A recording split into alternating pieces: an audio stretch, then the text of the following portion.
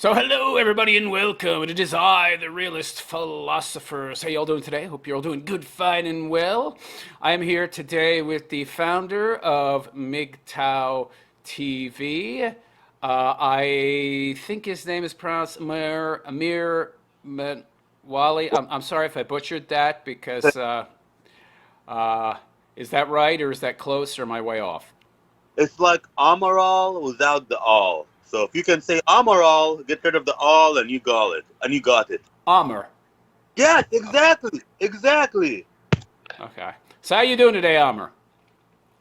I am doing very well. How about yourself, sir? I'm having a rough time, man. I've been out of the hospital about 3 weeks. Just recently started trying to exercise to get back into shape, and of course, pushed myself a little too hard, a little too ambitious. So I'm suffering today.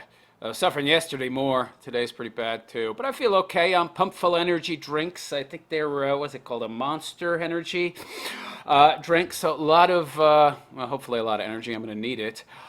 But I feel like one would expect from somebody who's recently recovering from sepsis and a heart attack. So, how about yourself?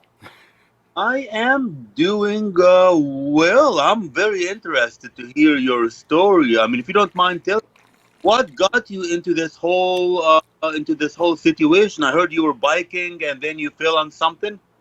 So, it's a long story. I'll try to shorten it, but it's entertaining, and I can always make a story entertaining, even if it's about melting ice. So, I'm an older guy. I'm in my mid 50s. I'm getting up there. And my contract for my recent job, that was actually a holdover from my time in China, where I had a distribution company, was coming to an end.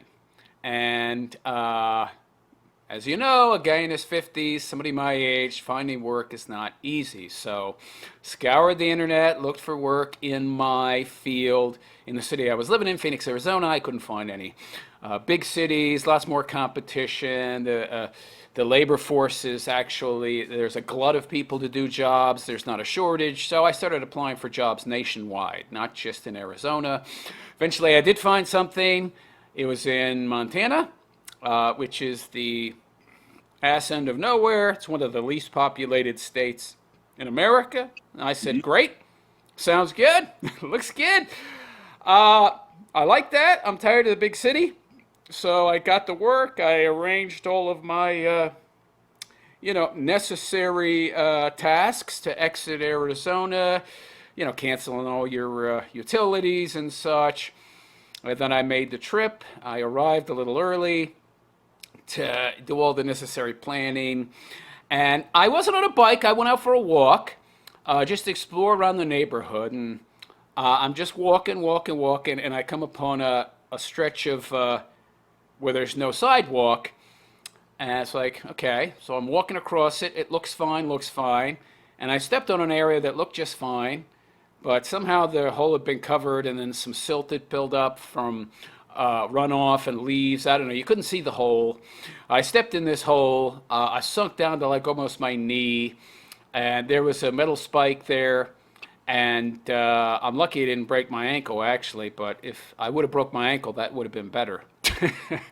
And the spike went into my leg. It didn't look particularly bad, but 3 weeks later, I was at work, and then I just collapsed, went into shock. I was having, it was 80 degrees and I was freezing, and ended up in hospital for about a month. And they had to hook up what I call a sucker bag to my leg to suck out all the pus and the blood clots, one of which had caused a mild heart attack. I didn't even realize I'd had, or realize was a heart attack. Something didn't feel right, but I didn't know until later. Uh, and here I am now, a few weeks out of hospital, feeling crappy, feeling horrible in a new state, having moved. And if anybody knows anything about the logistics of moving, it's expensive without, unforeseen hospital stays that you can't cover because I let my insurance lapse from my prior position, so everything was out of pocket. So I'm broke mofo, and here and about to be moving into my car to live in my car because I'm broke. So that's where I am, baby. So, question: how come you didn't sue the city or the county? I'd have done exactly that if I was in your position. Something to think about. It's maybe a little too soon for that. I just got out of the hospital. That's a thought. Something to think about, for sure. I've just become ambulatory now, honestly. It's only been about a week and a half that been able to walk reliably. So like I'm just now getting back on my feet, and literally I've spent almost all of my time here just in bed doing nothing because I'm too exhausted to do anything. It's been that bad. If anybody out there knows anything about sepsis, septic shock, coronaries, you combine them, you're lucky to be alive. So, yeah. Yeah, from my understanding, you're very athletic. You're into fencing, so that probably saved your life, all that athletic work, I guess. Yeah, I've 40 plus years I've been doing the same thing every day. I don't know how many minutes of cardio I get a week. It's got to be over 400. I mean, so yeah, I get a lot of cardio. That's probably something that played a big part in me not dying. The fact that I've been a lifelong athlete. Tried exercising. I've been exercising now, I think 11 days, 3-1, 3-1. So 3 days on and 1 day off, trying to get back to some semblance of shape. Yesterday I tried exercising what would be my normal amount before the injury, and I just nearly killed myself. It was like my heart was pounding the whole day, my chest was hurting, my head was hurting, my whole body was tingling, my extremities were tingling. I couldn't sleep. It's like, oh, that was too much. Okay, so I know I need to back it off by about half. But I'm still alive, so yeah. So, what is septic shock? Because I never heard of it. I'm sure a lot of people out there don't know what septic shock is. So it's caused by an infection that essentially spreads and it affects your whole system. So generally speaking, infections are limited to wherever your injury was, but if they're left too long, they'll infect your entire body. And then what happens is your body kind of, the best way I can explain it, overreacts, and it just goes into overdrive insofar as inflammation and fighting the infection. But in doing so, it also damages your body as well as the infection. And so your own body just goes nuts to fight the infection and kind of overreacts. And it doesn't just kill the infection, it also can, well, kill you if you're not careful. And in pretty decent condition. And even if you do survive, it could do permanent damage. And the only way to know is, long-term monitoring and see how well you recover. And hopefully, my constitution is such from years of exercise and being mindful of my fitness that I'll recover fully. Only time will tell. Which brings us to this question: what did the doctors say? Like, what's your status right now? I mean, are you like in the clear, making progress, or oh, you have? So, so the last time I went in for a follow up, he said I should really be doing as little as possible. Nothing would be ideal. What's the ideal though? In this day and age, we can very rarely adhere to an ideal. So I don't really have a lot of choice insofar as being able to sit around and do nothing, especially going into the car life thing. So I'm going to have to do some kind of gig work, like I already signed up for Walmart Spark, and I already have a VEO. That's like a medical transportation membership thing. I don't. The only good thing is that my expenses are extremely low, like $600 a month. So you can make that doing just 2-3 hours of work a day, not even 7 days a week, 5 days a week. Hell, you could do that in 3 or 4 days and do very little. But I can't do nothing. So he said, ideally, hospice, as in stay with a family member. I told him, well, I have no family. They're all dead, except for a brother I can't stand. And he can't stand me either. And I ain't seen him in 20 years, so that's out. And he said, okay, well, then the next thing is if you're going to be doing anything, it can't be like manual labor. Like any work you do, you got to be off your feet. You got to give your heart a chance to recover and your body a chance to heal. So minimal amount of activity, with the ideal being nothing. Of course, that's not an option. So he said for the coronary minor heart attack, it looks like so 2 to 3 months. The sepsis more serious. You'll just have to see how you feel. You have survived, so you're gonna feel better as time passes. Whether or not I feel as good or have the energy I did before the injury and hospitalization is anyone's guess. So I'm in pretty bad shape right now, but it could be worse because, I'm talking to you, so I could be dead. So, yeah, it could always be worse. And your GoFundMe is actually doing quite well. I checked it last night. I think you're over 1,000 by now, right? Yeah. It seems that there's still people out there who know who I am, even when the last time it was on YouTube in any effective way, where YouTube wasn't shadow banning the hell out of me, was 2017. So apparently I affected the lives of a lot of people, and they still know who I am, and there's still some people that actually follow me, which is good, even though YouTube shadow banned the hell out of all of my videos asking for people to make donations if they could. I don't know why that is. I think they just have a general blanket ban to suppress any content that I make, because most content producers on YouTube, they talk about the symptoms of the problem and not the problem itself, while I actually go deeper and I talk about what is the cause, not the symptoms. So they don't like people like me.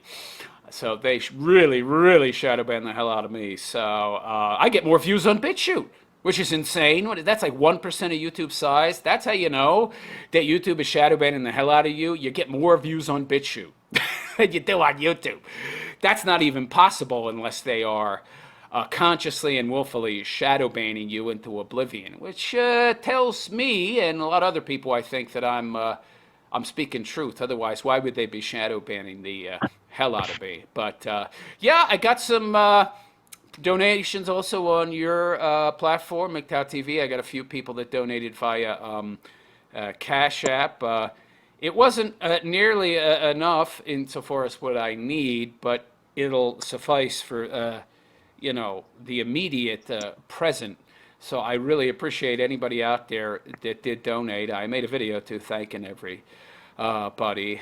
And if anybody out there wants to make a donation, there'll be a link in the description. Any help is appreciated. I also have a Patreon, and I'm going to be trying to make daily pieces on that. And I want that to become the main way for people to support my work. Not just the GoFundMe. That's for the immediate aid I need for the medical bills, and so I can actually survive and get through this first couple of months. But the best way to support me is via Patreon, so you get value for value, because I'm going to try and put my best content there, my most philosophical content, and produce a single Patreon-only piece Monday to Friday. And that way you're getting something for your support. It's not just a straight up, I'm giving and getting nothing in return. So I'd like that to become a way for people to support my work more. And I'm also going to continue making content while I'm living in my car, which isn't ideal. It's not ideal, but I've done a lot of research, and it's actually cost quite a bit of money to buy all of the kit that I'm going to need. Who would have thunk that it's so expensive to live in your vehicle? Well, no, I lived in a car for 5 years. Honestly, I never bought anything for that car. Have you experienced living in a car before? No, but there were some things that I was going to need, like obviously, like a memory foam. Like I got a memory foam mattress that folds up so that it is more like so you can compress it. You fold it up, you take it out. Power supply. It's called the one I got is a Jackery 300. It'll power up to a 300-watt device. and it's like a portable power supply. So it's a big giant battery with an inverter that allows you to plug in devices and also to charge other smaller devices. So that's kind of a necessity. And then I got a stove and a cooler. I'm kind of set up a little differently because I'm not going to be doing the car life in the traditional way that most people do on YouTube. There's a lot of videos on YouTube, by the way, where people are living in their vehicles and traveling around the country. But I'm going to be staying in one specific location in Montana. I have a storage unit that's going to be like my home base, so I don't have to keep everything in my car, so I can utilize my car for more things, and which will enable me to be able to do more, to make more money, and use my car to kind of bring in income that I'm gonna need, because I really can't do a lot. I can drive. That's pretty easy. You just sit there. So not really too taxing on the body. And so because I've got the storage unit and I'm not traveling, and I do, so I, that means I don't have to have all of my possessions in my vehicle, and so it makes it a lot easier in that sense. So I do have a plan, and I got the Planet Fitness membership. I'm gonna get that. I'm gonna do that tomorrow. I've got the laptop, so I can continue to make content on a daily basis. I didn't get the right phone plan though. This is all very new to me. It turns out there's a phone service called Visible, and it's kind of new, and it uses the Verizon network, and it offers, and it's better than Starlink actually, wherein that it provides actual unlimited hotspot Wi-Fi, and it doesn't throttle you once you reach a certain cap. And I just found out about it after I had already purchased another plan that does have a cap. So I'm gonna, that's something I have to rectify so that I will have, and the Verizon network is everywhere. So unlimited upload, download, no caps, no throttling for $45 a month. That's pretty good. Yeah, because I have T-Mobile. They throttle you after 50 gigabytes. Yeah, you should check out. It's called Visible, and it utilizes the Verizon network, which is like you're covered 99.9% anywhere you go, and that's what I'm gonna get. But right now I've got something from Straight Talk, so it's a learning experience. But I watched a lot of videos on YouTube of people who do this. I talked to a lot of people on Reddit, in some of these urban car living forums. And so I pretty much have everything I need to be relatively comfortable. So we'll see. As long as I don't die, I think I'll be okay, at least in the short term. Yeah, living in a car is not that difficult at all. I mean, you can park in probably Walmart or someplace like that. Usually, when I park, I'm by 6, 7 in the morning. Before anybody shows up to work or anything. Usually, I'm gone by 6, 7 in the morning. Like a Walmart super center, like nobody cares, man. Yeah, I already have, yeah, I did all the research on that. I know all the places to park, like hospital emergency room parking lots, and those are really good places. Walmart parking lots. The good thing about where I am, it's a tourist spot, and all the Walmarts here allow RV and van. They allow people to park overnight, so I can have a set rotation of places where I'll just be there maybe one night a week, and then I can just rotate from place to place to place, and through trial and error, I'll know the ones that are the most reliable and where you get hassled the least. But the Walmarts are completely safe. Yeah, they allow you to, in this area, park there overnight. But there's just not that many of them. There's a few, so I can't rely on them alone. So the other nights I'll park somewhere else. And again, there'll be some trial and error involved there. But I do have a plan, and also with unlimited internet access, I won't lack for things to keep my mind occupied, and I'll be able to devote a lot more time to my content creation, which is what I would really like to be able to focus on long term.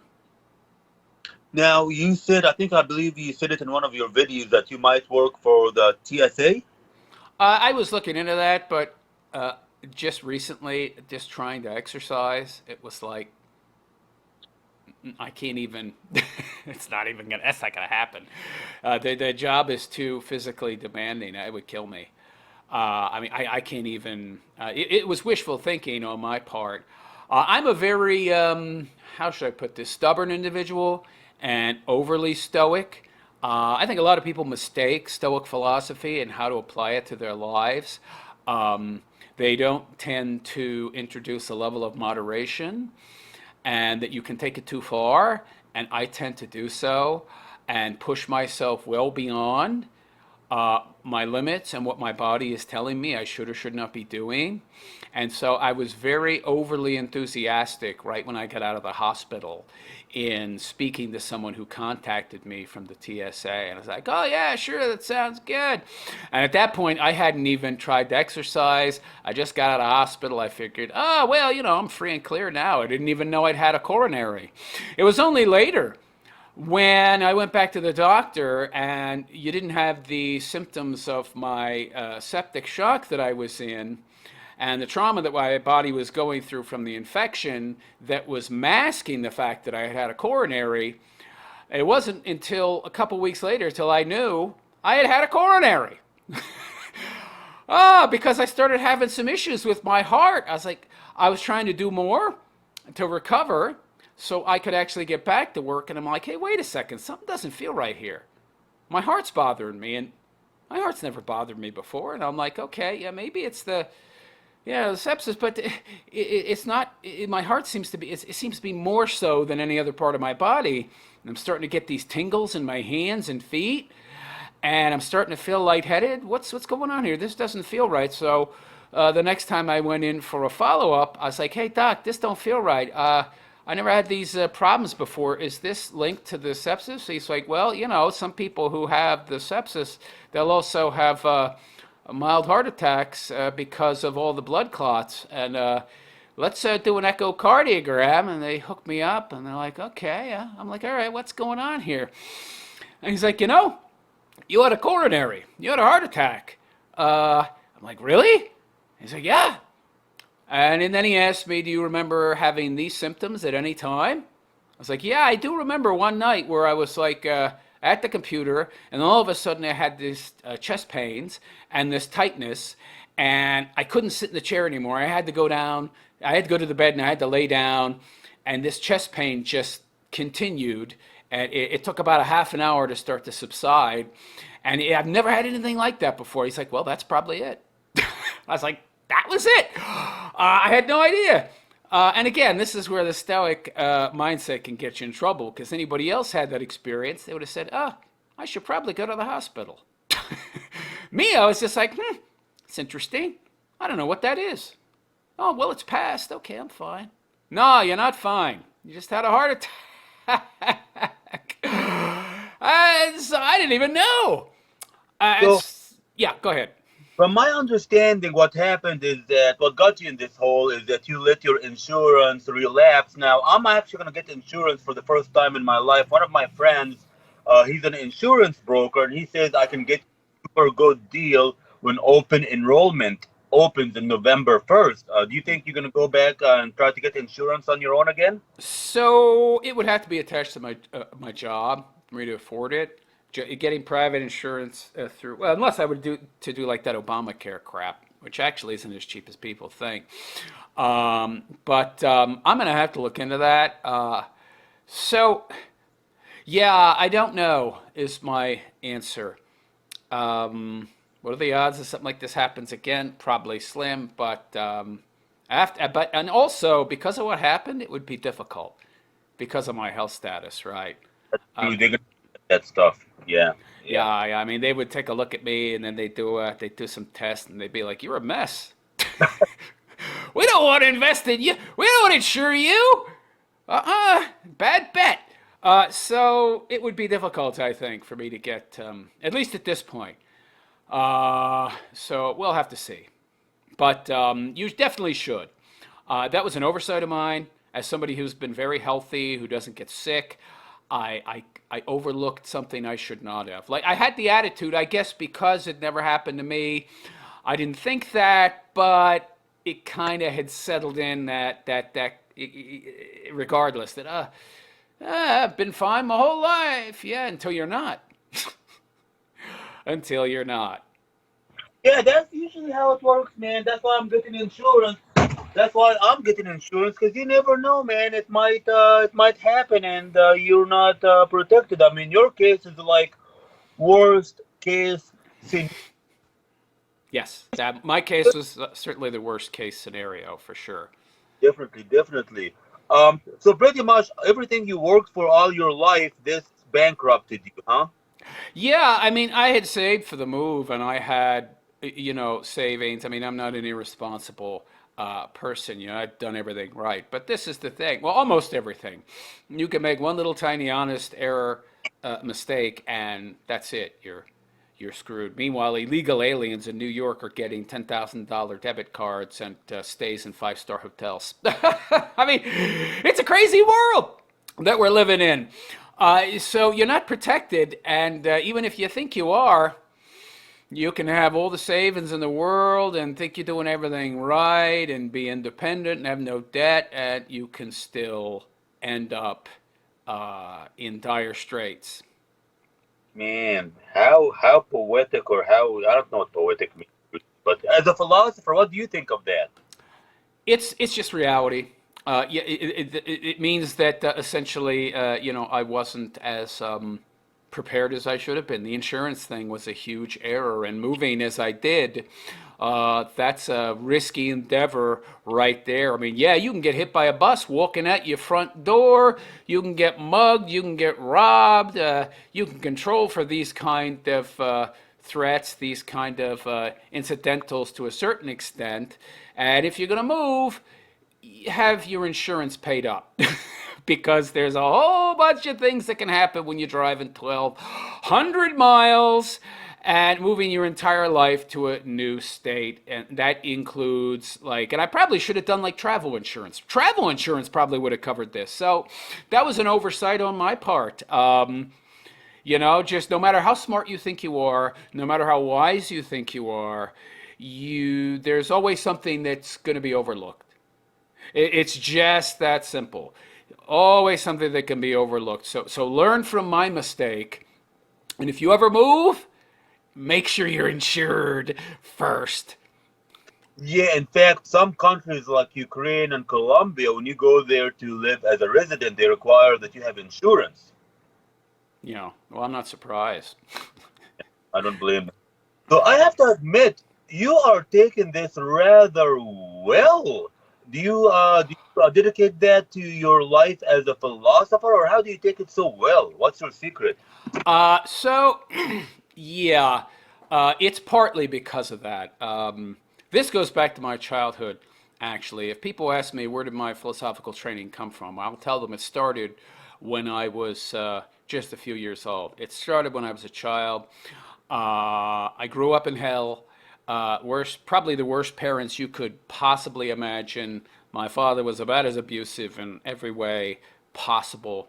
So I learned very early on how to understand the world, how to read other people, how the real world actually worked. And because of the difficult circumstances I grew up in, I'm very resilient, you could say, very adaptable.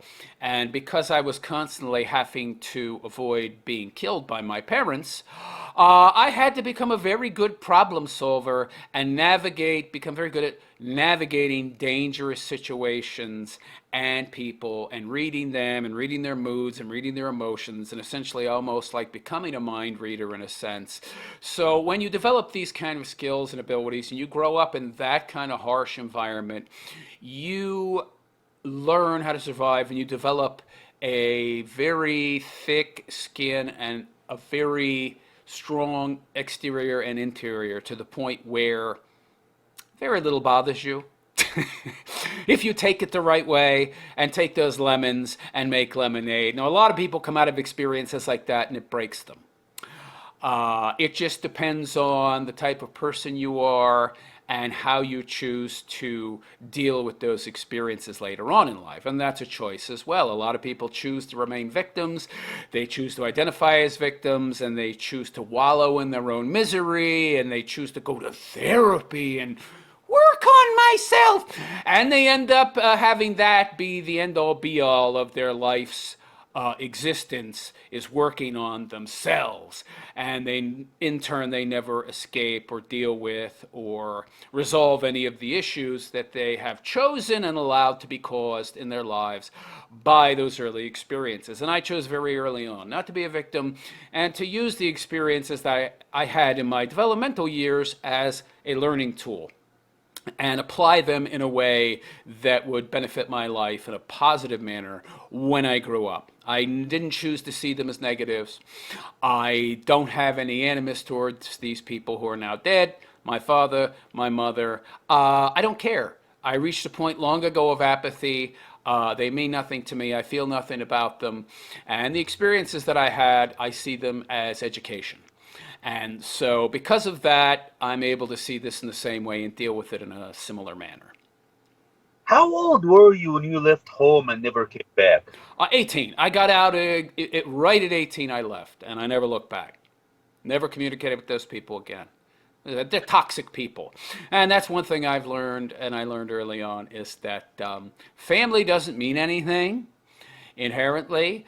It only means something if it meant something to the people who are your family and if they treated you in kind. If they were scum and they treated you badly, it means nothing. So the meaning doesn't come from the family, it comes from the actions and the treatment that you received from them. So anybody out there that has toxic family, toxic individuals in your life that are of familial nature, you can cut them out of your life. You don't owe them anything. You have no obligation to them. And if they are bad for you and they cause you pain and trouble and issues, cut them out. Family means nothing. Now, I could be very well be mistaken, but your life growing up seems to resemble that of Stephen Molyneux. It's interesting you bring that up.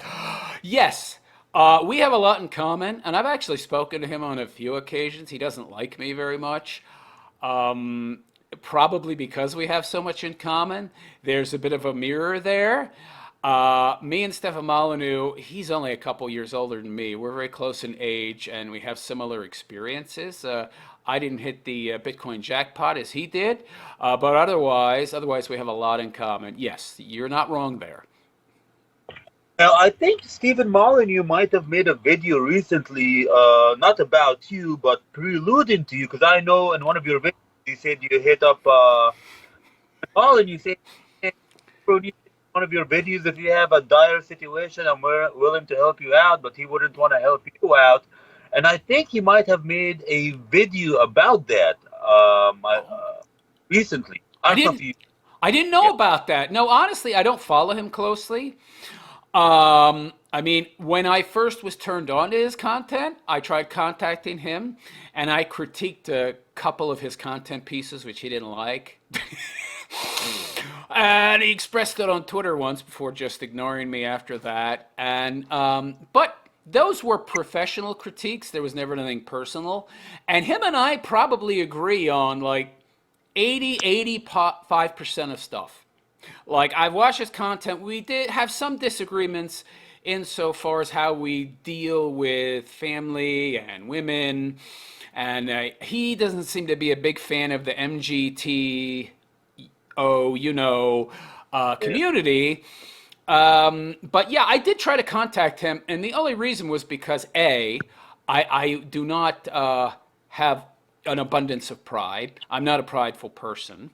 Also, the situation I'm in, I can't afford to turn away help. And because we have so much in common, and we both are philosophers, and we had a very similar background, and because I had once watched a video where he was very explicit in saying that if somebody contacted me and they needed help, they needed charity, I would help them. If somebody contacted me and told me that they needed help paying their rent, I would help them pay their rent. And I'm thinking to myself, okay, well, he has come out and said firsthand that he would help somebody in real legitimate need, meaning somebody who ended up in dire straits through no fault of their own. Because, of course, you don't want to help people who are in dire straits through fault of their own, because that's just called enabling. That's not actually charity. That's not going to help them. That's just going to enable them to continue down the wrong path. So I contacted him based upon his own words, which it now turns out were just empty virtue signaling. And I said hello. I was like, hey, and there's a video on my channel talking about the whole thing, and I posted the receipts of his conversations and our back and forth. And I essentially explained my situation, to which he replied, well, hey, just show me where you defended my deplatforming back in 2020, and I'll help you out, no problem. And I'm thinking to myself, what kind of mercenary is this guy? That's not charity. What is this? Dude, I didn't even know about you at that time. It was like, wow, this guy, he's got a lot of nerve. He's a total fake and fraud when it comes to his supposed willingness to be charitable. So it was just empty virtue signaling on his part, which is unfortunate, because if he were in dire need, I would actually help him out. I respect the guy. I think he's done a lot of good work, and I can separate the personal from the professional, and I can separate any kind of philosophical disagreements that I have with the guy from any kind of personal beef, which I don't have with him, because I don't let anything professional affect my personal interactions with someone. Apparently, he's not the same way. So So, what makes a person a philosopher? Is it a college degree, or what makes somebody a philosopher? Like you, Stephen Molyneux, or Aristotle, for all I know. so there's a certain level of life experience involved, and a certain level of red pilling to the nature of reality, and there's also a conscious dedication to learn about how the real world works and to actively pursue truth on a good faith basis, meaning you do so in an empirical manner and not based upon emotion. So you are actively seeking out and embracing truth and new ideas and challenging your own presuppositions and trying to have as few presuppositions as possible. So there is a conscious pursuit of not necessarily knowledge, but truth, to understand truth better, so that you acquire the right knowledge and not the wrong knowledge, the right ideas, not the wrong ideas. And so there is a dedication, a lifetime dedication, as it were, to using the mind to understand how to find truth and how reality works to the best of your abilities, without letting your emotions or any personal biases get in the way. So there's a number of different factors, I think, that play into that. Have you ever had any point in your philosophical career where you're like, oh, I was totally wrong about this? Sure. Yeah. I once used to believe that abortion was okay and good, and or not good, but just fine. And I changed my tune. I changed my tune once I started talking more to pro-lifers and learned a little bit more, and that it's a fallacy that all of these pro-choicers have in regards to when life begins. So yeah, So I have changed my views on things over time. So that's what I'm talking about. You have to be open, right? So too many people, they're never going to ascend to a level where they're going to philosophically engage with the world around them, because they come to a conclusion and then they get stuck. And they never change their mind. They're not going to change their mind. And that's what I call ideological polarization. So most people are ideologically polarized. So they're not philosophers and never will be, because their views can't evolve. They can't change. They're not open to new information, new ideas. So too much of their emotions, too much of what makes them who and what they are is tied up in what they believe. So they're not really interested in learning more, because it would require them to change as people. It would challenge who and what they have based themselves and their own internal makeup on. And we all know how much people actually tend to change. Not too much. Do philosophers tend to believe in God, not believe in God, or have disdain for God? So I'm kind of agnostic in that regard. I don't know that there is or isn't, and I don't claim to know. I tend to think there's probably something more because I've had some weird experiences that I can get into, but they're a little bizarre. But I've seen some weird shit and I've experienced some weird shit. Weird enough to kind of lead me to believe there's something more than just, we're here and then we're snuffed out and then there's nothing. Whether or not there's a God, I can't say. Don't know. I don't claim to know. I don't have enough information. I'm an empiricist, so I don't go one way or the other when there's evidence lacking, be that for or against. I haven't seen evidence in regards to either. I can't say whether or not there's a God because I haven't seen evidence saying there is none. And at the same time, I can't say there is because I haven't seen evidence for that. So I don't know. That's the best answer I could honestly give you. Which philosopher or person ever had the most influence on you, be it positive or negative? Socrates. Socrates created Western philosophy. And next would be Aristotle and then Ayn Rand.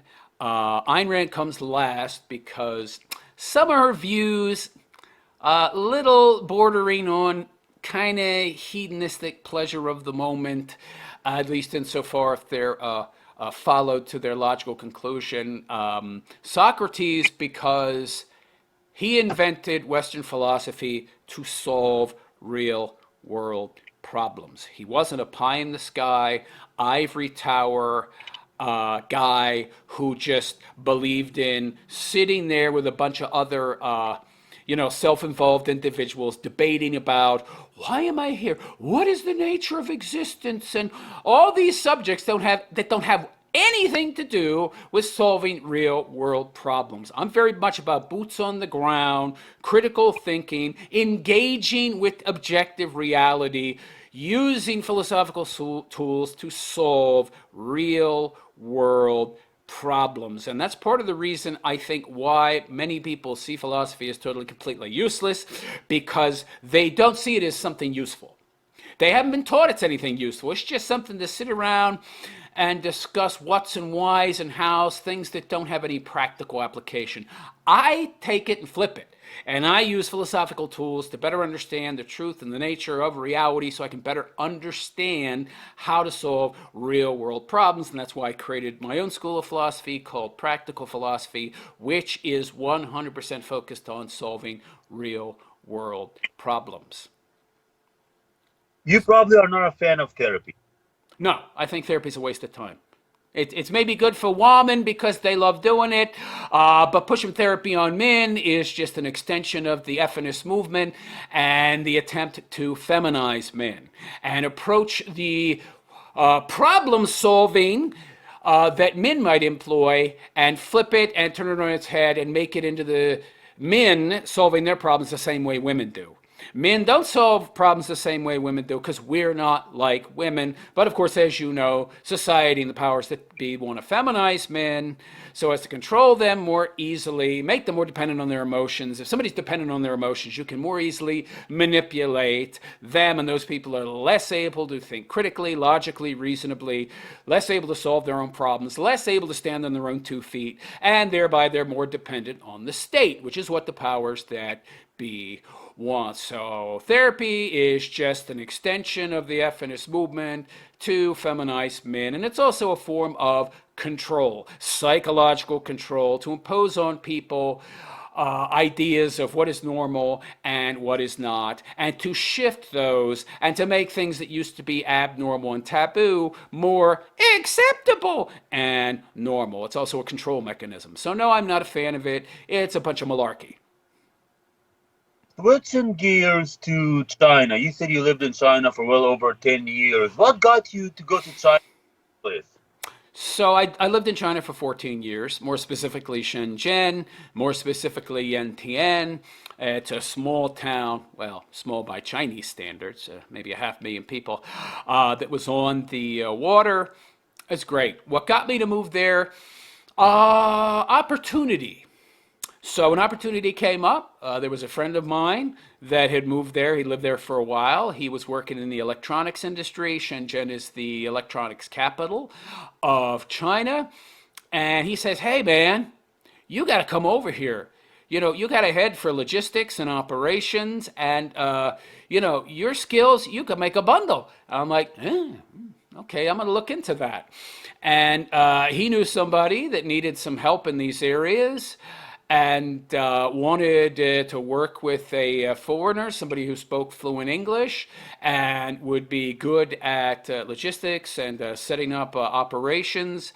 And so I moved over there, and very quickly I found I had a knack for these things, and I set up my own company, and I started doing a distribution of electronics components. And before you know it, I had my own company, and I did that for 14 years. So it was a great opportunity that popped up. I owe it to my friend for suggesting it. Before that, I worked in construction for 20 years. So yeah, I was pretty down to earth guy because I had spent so long in hard physical labor. The first 9, 10 years of working as an adult, I was working for in construction, and then I moved into operations and management, and then from there I ended up going overseas, and then I started producing red pilled MGTO, content. I just was on YouTube one day, came across a video. I was like, this is interesting.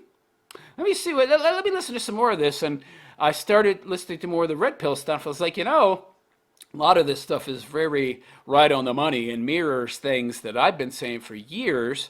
So maybe I should start making some content and share my observations and perceptions as a philosophical individual with people.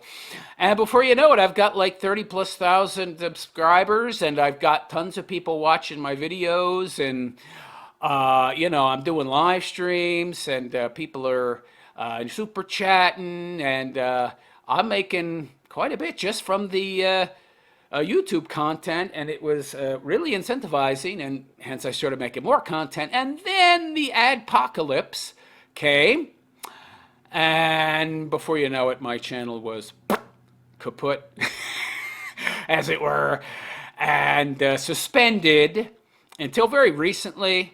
Like after 7 years, I got YouTube to give it back to me, but it didn't make any difference because they've put so many suppressive tools onto my channel that I might as well not even have it. Yeah, once you get on YouTube's naughty list, I don't care what you do, you'll never ever succeed. That's just, you can even try a new category.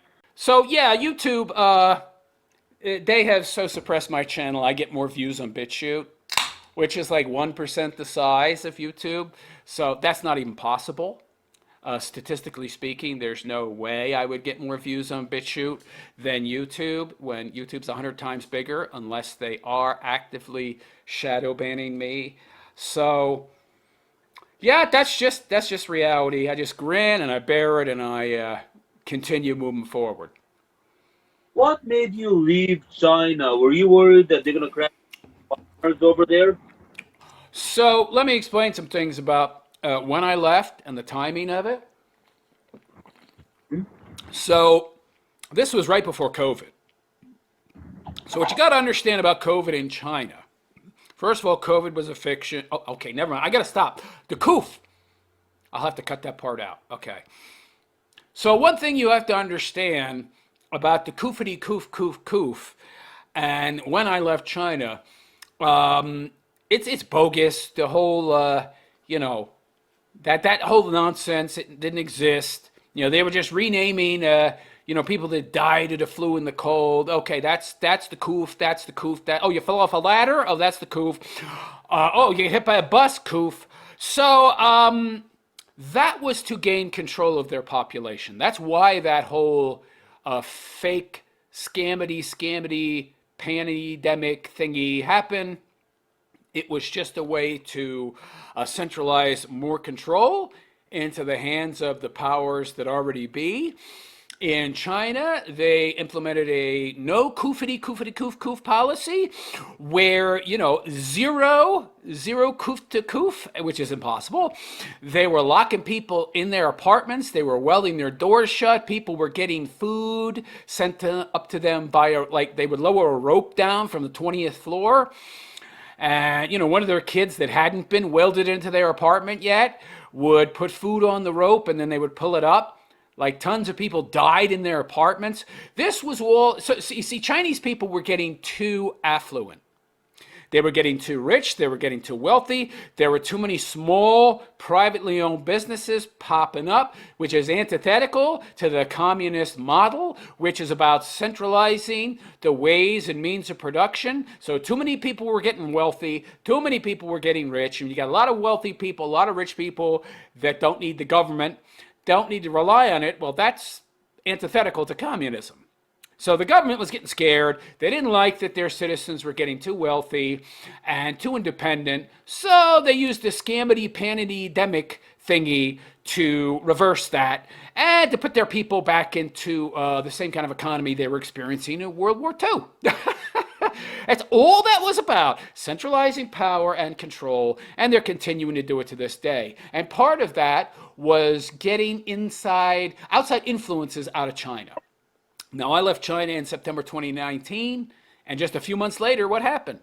The scammy pandemic thingy. And they were at that time, and I found out later, I had some friends in the PSB that, for those of you who don't know how China works, is the Public Security Bureau. And I'll explain the law enforcement in China a little bit.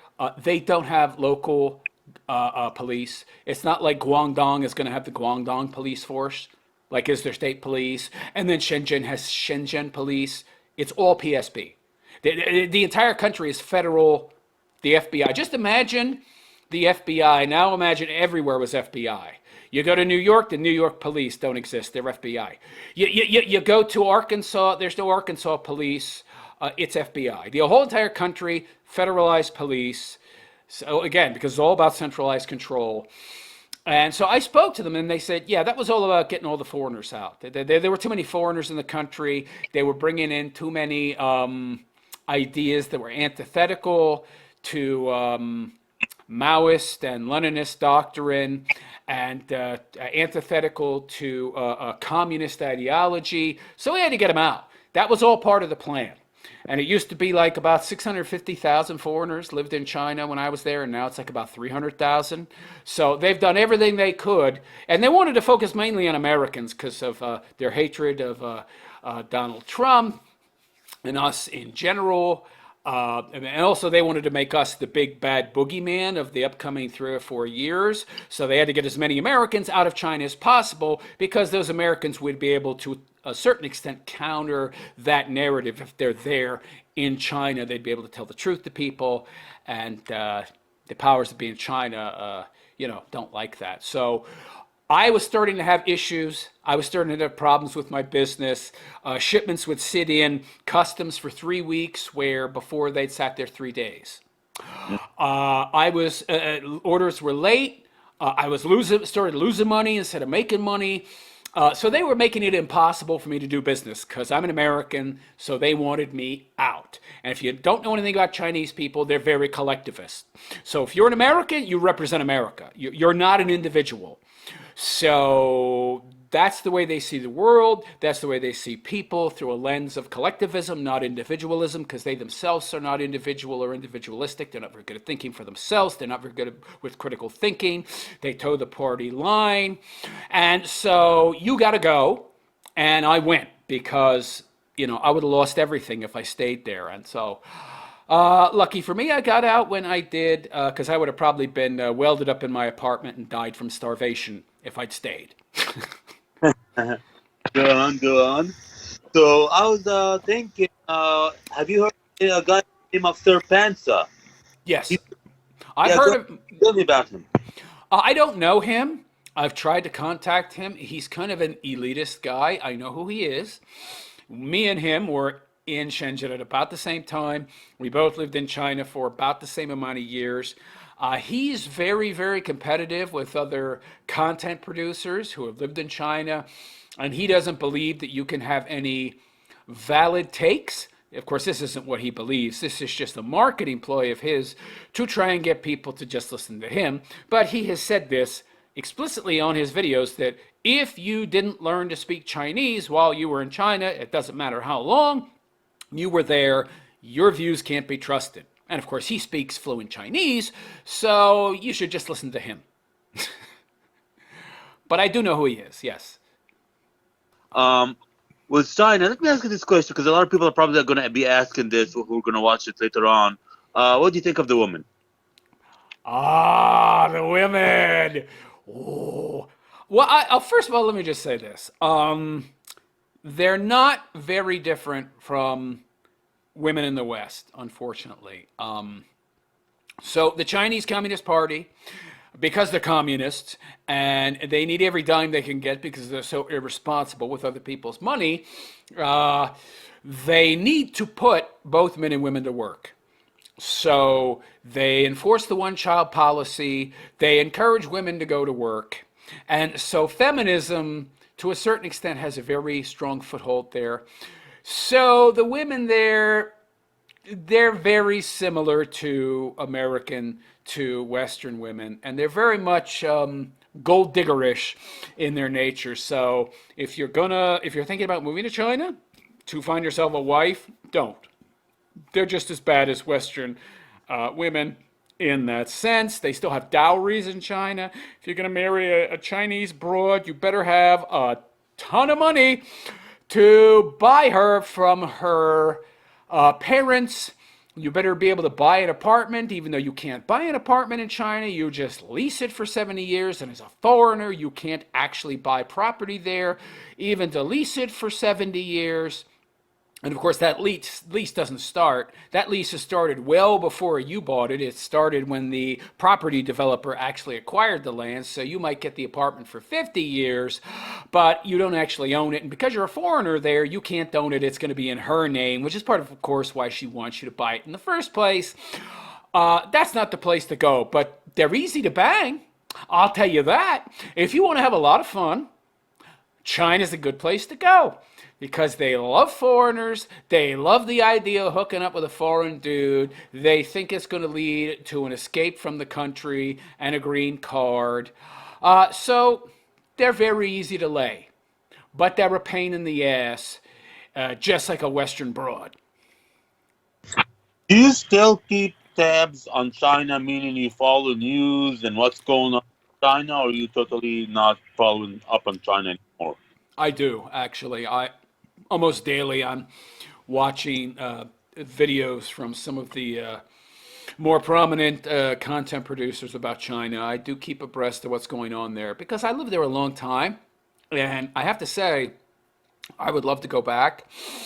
One of the great things about China is that, well, the way it was, not the way it is now, but the way it was when I was there, is that they generally leave you alone as a foreigner.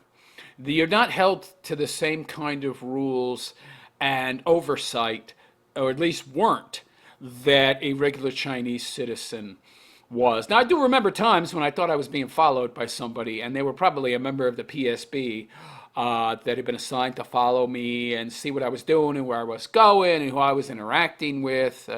Jokes on them. I was just getting a meal or going food shopping to get some instant coffee or whatever.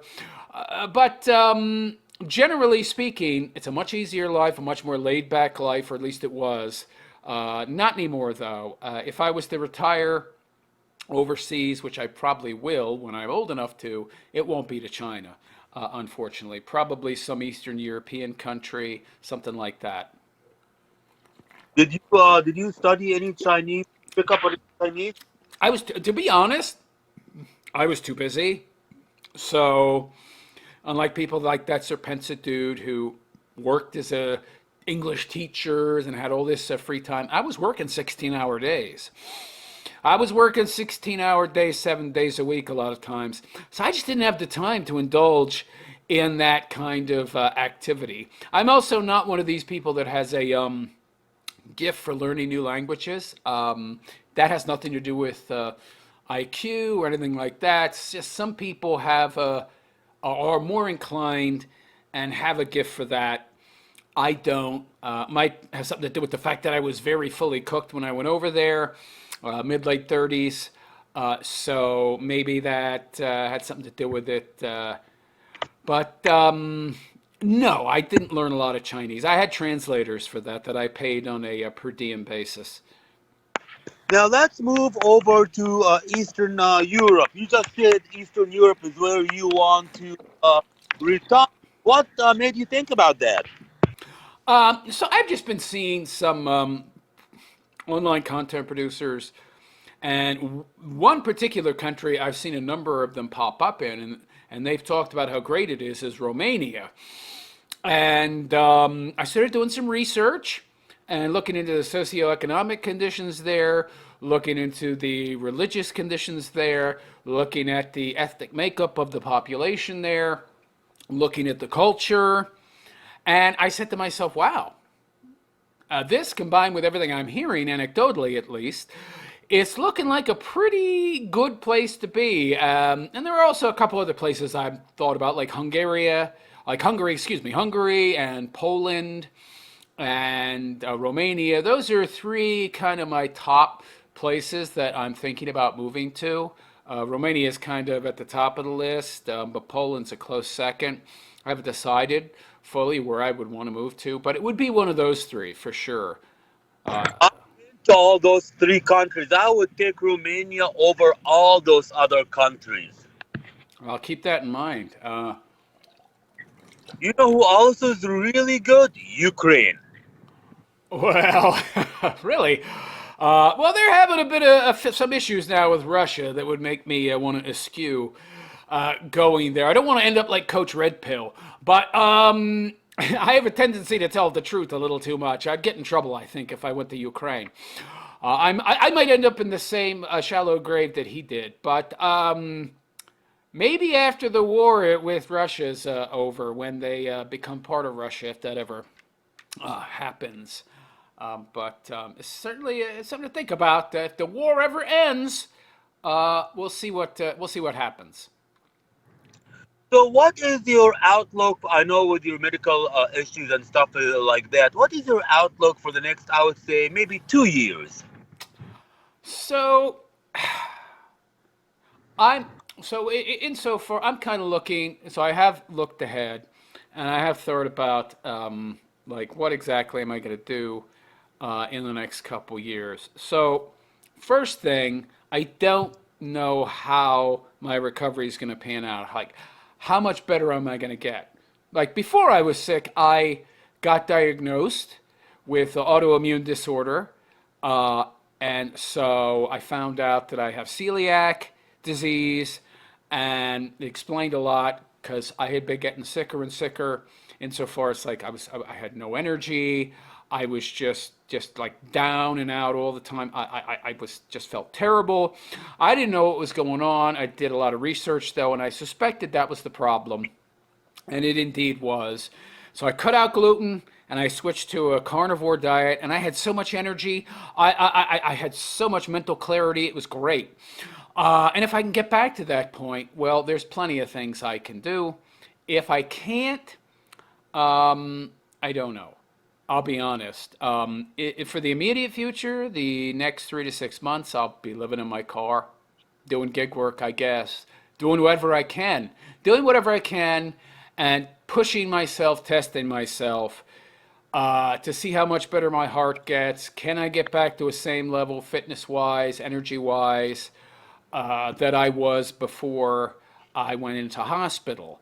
I can't really predict because I don't know how much I'm going to recover. The doctor, he told me you could be back to where you were, or you could be on disability.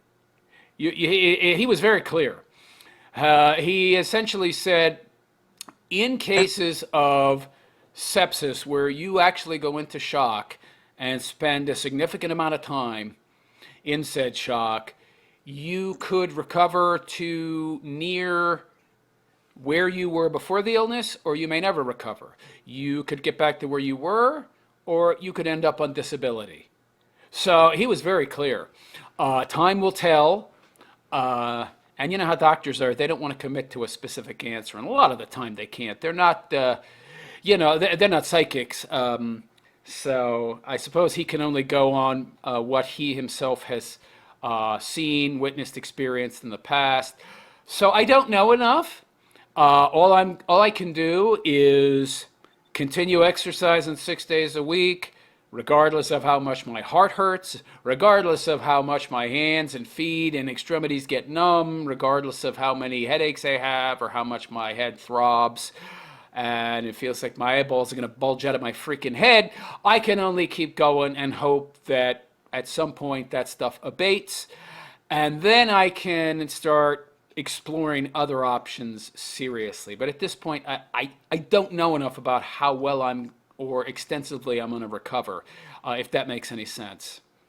Do you see yourself continuing to live in America beyond 5 or even 10 years? No, that I can, that I can most certainly comment upon. No, no. Once in a couple years, I should be recovered from whatever this was. I'll have saved up, I think, rebuilt enough savings to where I get out.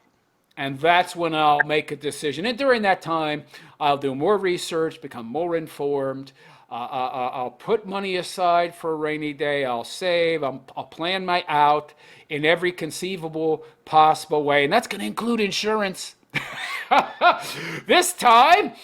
And I will know where I'm going. But no, I'm not going to stay in America. It doesn't matter if Trump wins, which he's not gonna. I know a lot of people want to have that wishful thinking, but I don't think Trump's going to win because the powers that be don't want him to.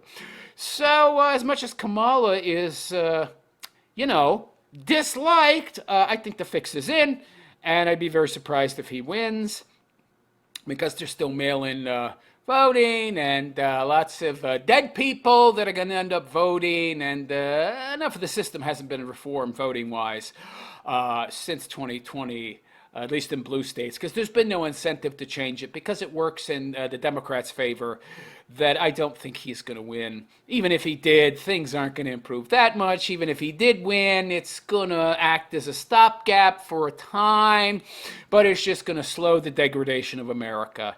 It's not going to stop, let alone reverse it. And let's be real, inflation is one of the big problems we have, and I don't see Trump stopping spending, balancing the budget, or getting rid of the Federal Reserve, which would all be necessary to halt the damage to this country and start to reverse it. So yeah, I won't be here in 5 years. I can say that for sure. Do you already have a plan B in motion? Like my plan B, I'm a dual citizen, and even if I didn't have a dual citizenship, I can go. I'm getting my residency in Ukraine. I already have bases in Colombia. Do you already have a plan B that's already in motion to go overseas? So it's in my mind, kind of. It's not in place yet insofar as the resources, because I've only been out of the hospital a few weeks. But yes, before I do anything, I build a very complex lattice type structure in my mind based upon a logic chain. It's kind of hard to describe, but I have a very systematic way of thinking, and I plan everything out quite meticulously when I choose to do so. So every little tiny aspect is already in my head, and as are contingencies. Say, if this doesn't work out, I have this contingency and that contingency. So I have multiple backups. The answer is yes. I already have plans within plans in place, and I advise those of you out there who are of the male persuasion living in America, do the same. Plan your exit, and yes, I have plans, quite a few in my mind. And once I have the necessary resources, I'm gone. So like I said, in 5 years, I'm not going to be here. And honestly, in 5 years, America's going to be so far gone. I mean, by 2030, things will be so bad here. If you're a white man in America, or just a man, I mean, in 5 years, I don't even think being black is going to protect you if you have a schlong. So, yeah, I would get out. My passport bros out there, I would get out, get your passport, and plan your exit before 2030. How is Montana compared to the rest of America, especially in places like Phoenix that might have been on the lefty liberal side? So it's very different. Most of the people here are conservatives. Though you do still have your libtardos. They're going to be everywhere. But it is a lot more conservative, and I guess it has a lot to do with the very down to nature, down to earth interaction with the land and all of the. There's a lot of cattle and cow farming ranches out here. A lot of ranches. People are involved in a lot of manual uh, labor. The majority of the population is also white. There's almost no black people here. It's very small black population, very small Mexican, South American population. It's got one of the highest white populations in America. One of the largest Christian Catholic populations in the country. And at the same time, there's a labor shortage here, which was another one of the reasons I took the position here that I was offered, because I knew that if the position somehow didn't work out, that there'd be plenty of work. It's a 300% greater labor shortage, need for labor than in Phoenix, Arizona. It's got one of the largest shortages of labor in the country. I think one of the only places that has a higher labor shortage is Wyoming, maybe, which is even more sparsely populated than Montana. Basically, nobody wants to be there. So, by the way, guys out there, this is some good advice for you. I would suggest you take it. If you're just starting out in your work, look in states that nobody wants to live in. Google, do a search, use AI to find states that have the largest labor shortages. Those are the places you want to be. These are places where the employers, they can't find anybody for the life of them to do the work. So you're going to get better wages in a lot of cases, and you're also going to have an easier time finding a job and keeping a job because they have such huge labor shortages. They have that much more need for you and the labor and the human capital that you bring to the table. Also, another thing about Montana, they have no sales tax. So you're saving automatically 8-9% of your money right there. If it costs $72, you buy it, you pay $72. So those are some of the differences between Montana and other states like Arizona. What industry, not to dox you, but what industry are you mainly looking for work in that's so lucrative in Montana? Well, I was, but not anymore because there's some labor involved. Something to do with engineering of electrical nature. I'm not going to get into anything beyond that. But the work itself, it's too, it's not super labor intensive, but any kind of work dealing with any kind of engineering is going to require more than I can do right now and may not ever be able to do again. So insofar as like the kind of work I can do now with my current state, limited. Do you have to worry about brown bears or grizzly bears where you? No, no, I'm in a larger city. I mean, I might as well. I'll say because it doesn't really matter. Billings, Montana, is the largest city in Montana. That's where I am. I'm not concerned about anybody coming looking for me. I'm not a paranoid guy. Yeah, like anybody's gonna come to Billings looking for the realist philosopher. Get that, or the MGTOW philosopher for that matter. No, and so no, yeah, that's not something you have to worry about here. Like if you would have go out in the Yellowstone Park, you probably have to worry about that. But I'm not some dingbat dimwit that's going out into the woods looking for grizzly bears and stuff like that. That grizzly bear dude that got eaten by a grizzly bear. Yeah, That guy yeah. was that guy was an idiot. He's running around trying to interact with these bears like they're Winnie the Pooh. It's like, yo, dude, they're gonna eat you, man. What are you thinking? And they did eat him. So no, fortunately, there's not too much risk of that. With your social media YouTube career, did you ever get any stalkers, any weirdos, anybody threatening you, coming after you, anything like that? Fortunately, no. One reason is because who am I? I mean, at my height, I still had a pretty small channel. I mean, yeah, okay. Back in the OG days when MGT, was pretty new, my channel was relatively big, but it wasn't one of the biggest. And now it doesn't even exist because YouTube dumped the vast majority of my followers in that 7 years. Don't know how. I guess they just were systematically, the algorithm was just dumping them on a regular weekly basis to the point where I have no followers left anyway. And most of them are zombies now, dead accounts that are left. And any that aren't, well, I'm shadow banned, so they don't get notified when I post new content anyway. So no, never really been a problem. I've never been recognized. I never been big enough. As you can see just from talking to me, I know too much. I say too much. I'm too honest, and I don't really have any concern about the negative consequences to my channel, which is part of the reason I'm so shadow banned. So I just don't care. So no, fortunately, I've never had a problem with Fruit Loops and wackadoos. So, what is your future with content creation now that you're shadow banned and you got the current medical situation you're in?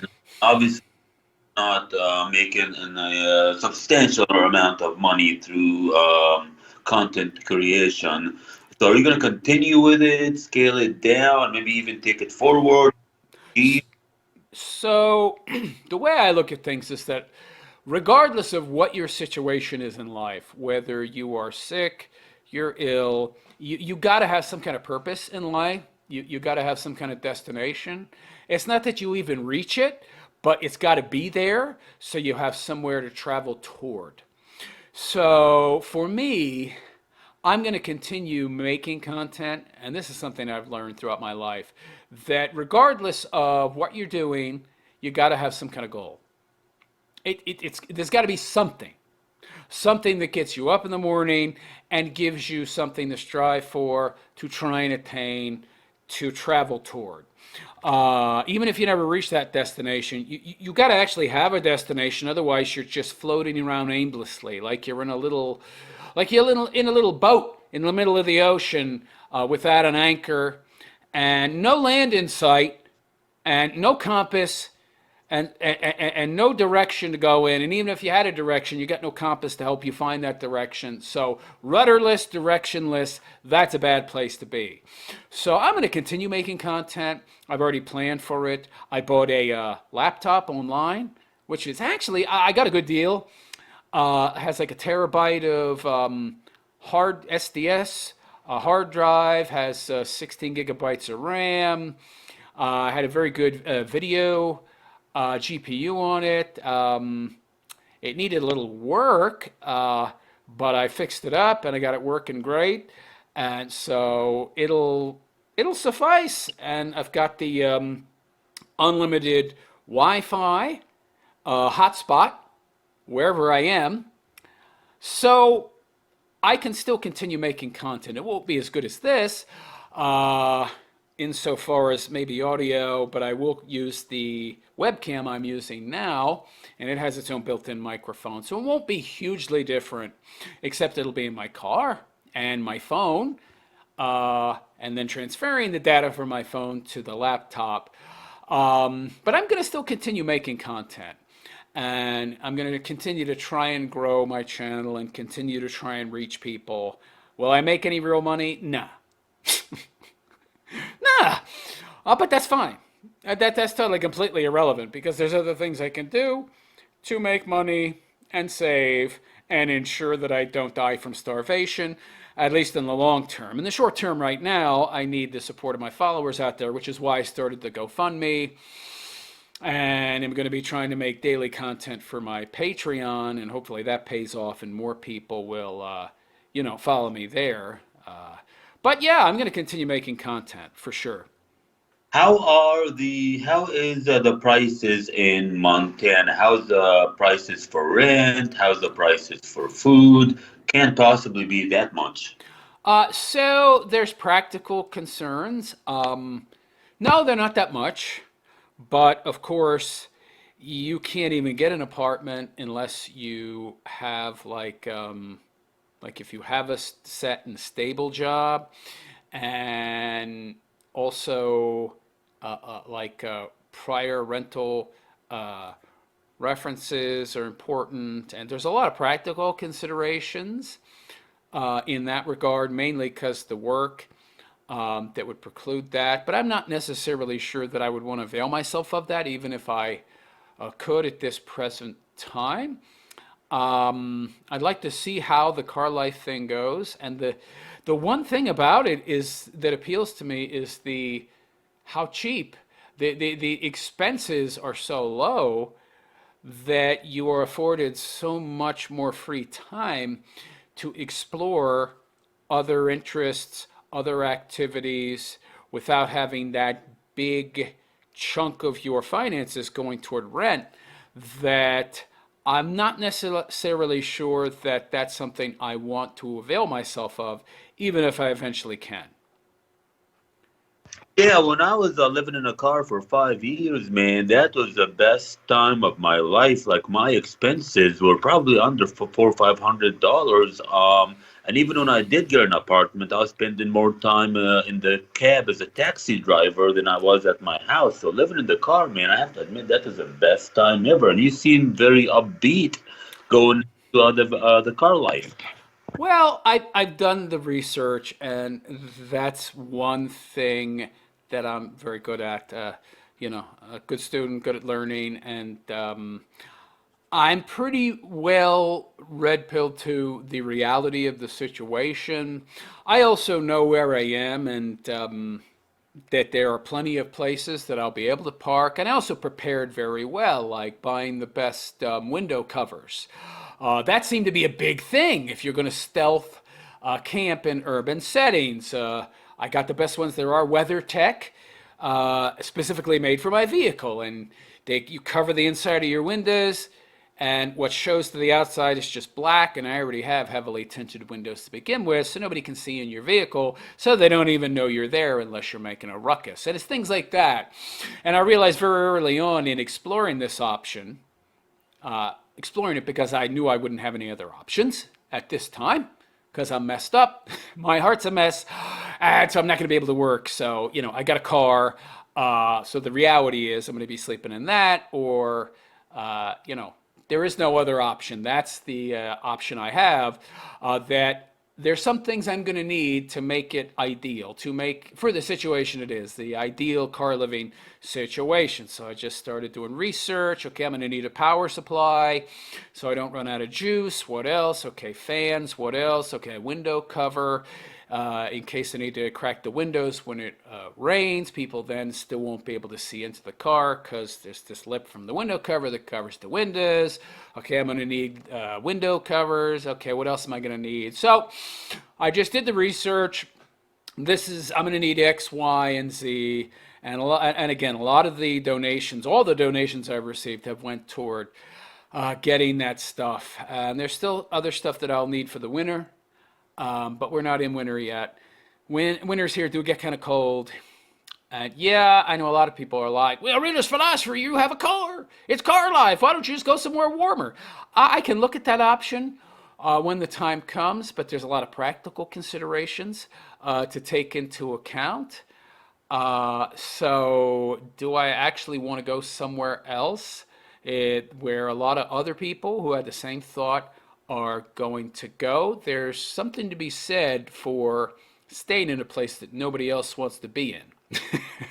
You don't have a lot of company. And when you don't have a lot of company in that situation, you don't have as much to worry about insofar as dealing with dregs and bums and crime and a lot of other types of situations you're going to run into with vagrants if you go somewhere that's much more comfortable in the wintertime. So there's a lot of things I need to consider once winter comes.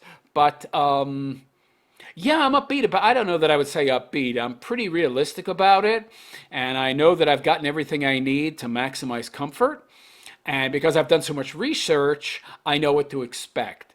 And I don't have a fear of death. I'm not afraid of dying. So if you're not afraid of dying, you're not afraid of much else. So I'm not really afraid. So I don't know that I would call it upbeat. I'm just realistic without fear, like, if that makes any sense. It does make sense. Yeah, I mean, yeah, it does make sense. I mean, I did it for 5 years in California, so unless it gets like super duper cold, I don't think anything is gonna kill you. Do you have triple A? What you may call it? Triple A membership in case something goes wrong with the car and you need it to be towed or something? Well, fortunately, I have probably one of the most reliable cars out there, and it's running 100% perfectly. The worst thing I could imagine happening is a flat.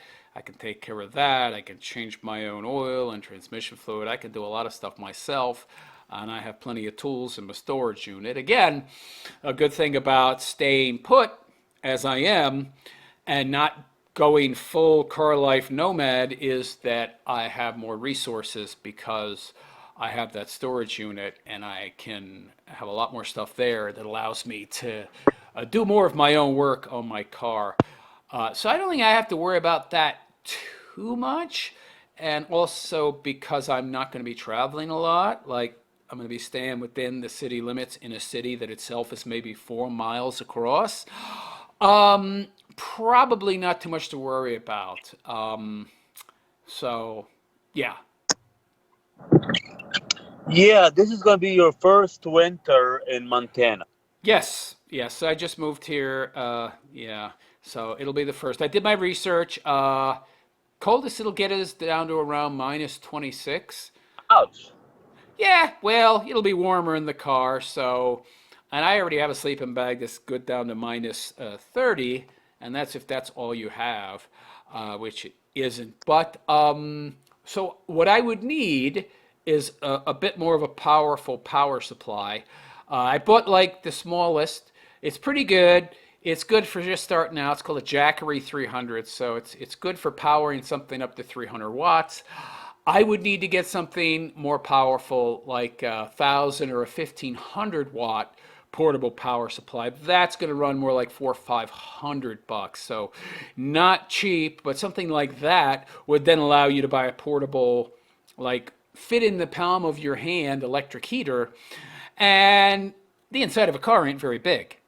So you got 1,000 watt portable heater that'll fit in the palm of your hand. It'll heat the entirety of the inside of your car, or you just get a heated blanket and you stuff that inside your sleeping bag with you, and you're good to go. Yeah, I'll take the heated blanket over a having a 1,000 watt generator in there. The heated blanket would be it. Yep. You got a propane grill or something, right? Yes, yes. I bought one today, 20,000 BTU. Bought a bunch of iron skillets as well, heavy duty stuff, so I can cook on two skillets at once. I already have the propane adapting uh, kit for that. I just need to buy a propane canister.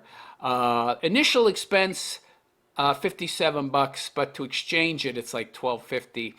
And a 15-pound tank that'll last me a month at least. So for 12 bucks a month, you're cooking your food. That's pretty good. So I'm not complaining there.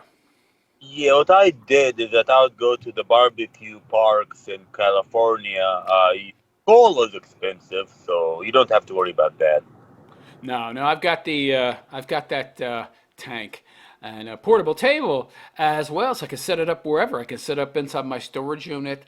Basically, the plan is to. I also have vacuum seal containers. The plan is just, before I start my day, doing whatever work I'm going to do, or whether I'm going to be, making content or reading or working that day.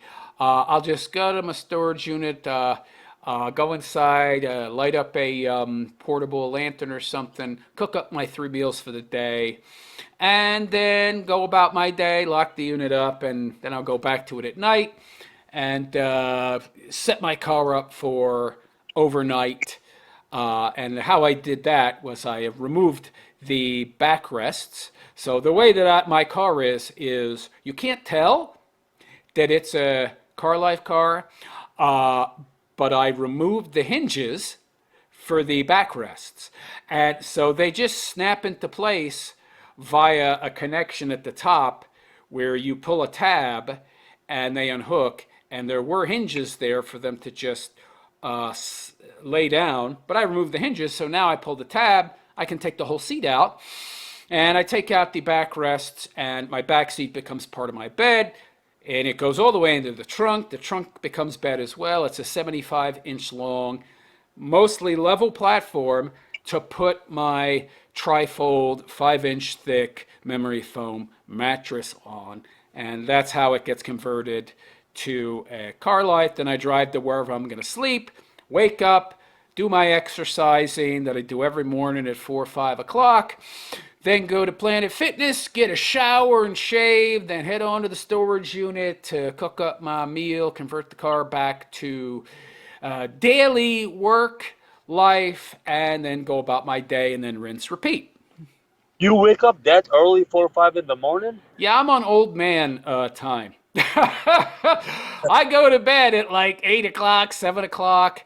That's just how I've always been, or at least for the past 20 years. I found it's the most conducive way to work out, to exercise. I'm 5'11", my body fat even right now. I did put on some weight. I got a little fat because I haven't been able to exercise for a month and a half. A little fat being about 10% body fat. Before that, it was about 8. But maybe that was a little thin because veins were popping out of me like you wouldn't believe. So you could see all the veins on my body. Vascularity was good. But yeah, I do get up that early. I would recommend that everybody out there tries to get up as early as they possibly can and get your exercise in before you even eat. Oh, but I'm hungry, realist, when I wake up. Nah, well, just drink a lot of coffee. That's what I do. I just suck down a lot of coffee and then I get my workout out of the way and then I eat my breakfast and shower and shave. So if you're somebody that has a difficult time exercising, make it a habit to do it right when you get up and then do it at the same time every day and just get a routine going. And that for me has been how I've been able to stay consistent for, 30 plus years doing the same exercise routine every day. Wow. I mean, I have to admit, doing better for the probably 50 years. What do you think made you become so healthy, fit, determined, and all that good stuff? Well, I started studying the sword when I was 10, and it was what I was studying was the Japanese sword, more specifically a style called Niten Ishiryu. This is a two-handed sword style, meaning you use one sword in each hand. I don't practice it anymore because I've been practicing the sword for so long. What I do is my own style now, not what I was taught. You do something for long enough, it's going to become your own, and it's going to change and be modified and become yours, and it's not going to be what it was. But I always wanted to master the sword. It was always something I was very passionate about, and once I started doing it, now I'm going to master this. I'm going to become one of the best in the world. I don't care how long it takes, and I indeed am. Not that that has, benefited me all that much because I've never had any real inclination to commercialize it, to teach large classes, or to teach anybody. Though I have taught some people in the past. It was only on an individual level. I suppose I probably could have monetized it to a great extent. Been one of those people teaching Gal Gadot and shit in movies, how to fight and use swords, and done movie choreographing if I wanted to. But it was always something that was a very personal and private pursuit for me. And I never really had a desire to commercialize it. Meanwhile, because of that kind of pursuit, I had the world record in the draw cut. Uh, Basically, how fast could you draw and cut properly with the sword? Properly meaning you actually have to hear it cutting. And also, I'm the only person, as far as I know, that can perform proper cuts with proper technique with the Suburito in the entire world. Suburito is a very big tool that looks like a boat oar, and it's quite heavy. And its use was popularized by Miyamoto Musashi, venerated Japanese swordsman. Wrote the Book of Five Rings. Well, I use that with one hand, just like he did. Nobody else in the world can do that. And I do it with 1,000 cuts, 1,500 cuts, 2,000 cuts, one-handed. Nobody else on this planet can do that. But I never had a desire to make money off that or anything. And even if I did, we're in the wrong economy for it. So maybe in the 90s I could have done that, but there's not much that people see insofar as learning the sword is practical. That would be a luxury, a learning experience. There's plenty of things that's practical in regards to learning it, but people don't see that. And unless you have a lot of excess income, which most people in America don't, you're not going to learn that. So wrong economy, even if I wanted to monetize what I've learned and actually teach people. Nobody has the cash to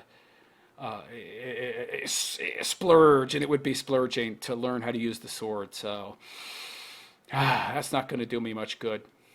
Isn't there like a sword fencing in the Olympics? That's fencing. That's a little different. That's European, and it's sport. So that's sport fencing. It's not really sword work. It's very specialized. It's based on rapier techniques and saber techniques, but it's not super realistic. What I do is much different. What I teach is extremely realistic and 100%, just like my philosophy, practical in its application. So if somebody learns the sword from me, they're going to learn proper cutting technique. They're going to learn how to fight. They're going to learn how to spar. They're going to learn how to adopt a state of mind, which the Japanese refer to as mushin, which is no mind. They're going to learn how to be 100% present in every moment and have perfect focus and concentration to such an extent where they're able to read every single movement that their opponent is going to make before their opponent even makes it. This is very, very in-depth stuff. It's not easy to learn. And those kind of skills very much help you in a practical way in other aspects of your life, but it takes a master to teach these things. There's not very many of them left in the world. I'm one of them. And then you're not going to learn that kind of stuff in a fencing class. That's a sport. It's like soccer and such. Maybe fun, but not nearly as efficacious in terms of the practical, real-world applications you're going to get out of it as if you learned what I have to teach. So you are probably in a Guinness World Record book or some sort of record book, correct? No, my record is totally unofficial. It's on video. I didn't submit anything to a Guinness, and those records are all BS anyway. A lot of guys it's parlor tricks. A lot of it, like cutting the football, like cutting the baseball out of the air, or cutting a bullet out of the air. Those are total complete parlor tricks. And most of these draw cuts are made with the hand already on the blade. Proper draw cut, your hand is not on the handle of the sword. You would have to have your hand at your side, and you have to grab and draw and cut all in one motion. And I would be happy to post a video of that record. You can go look it up and time it yourself. It's the fastest. But again, I was never concerned about accolades or adoration or, so-called legitimate, recognized records. None of that stuff ever mattered to me. Have you ever been to Japan? No. I learned from a World War II veteran when I was 10 years old, and he had been in Japan for many years, and after the war, he learned the sword there, and he learned it there, and I learned from him. Long time ago. Have you been to other than China? What's that? What countries have you been to other than China? Just China at this point. Okay. So tomorrow is when you are gonna start car life, huh? Did you already have a test run for it or not yet? I got everything in my storage unit. I've already done a test run in my head. Same difference. So yeah. The only things I have left to do, I already purchased the cooler. I got to go pick it up tomorrow because I bought it online, which saved me $10. So I'm gonna pick that up in the morning. Come back here, fill it up with ice, take everything out of the fridge, put it in there, fill up my 5-gallon water jug, so I don't have to worry about that. I'm gonna cook up enough food to last me. Uh, all day tomorrow and to the next day. Still got to get the Planet Fitness membership, which I will do tomorrow afternoon.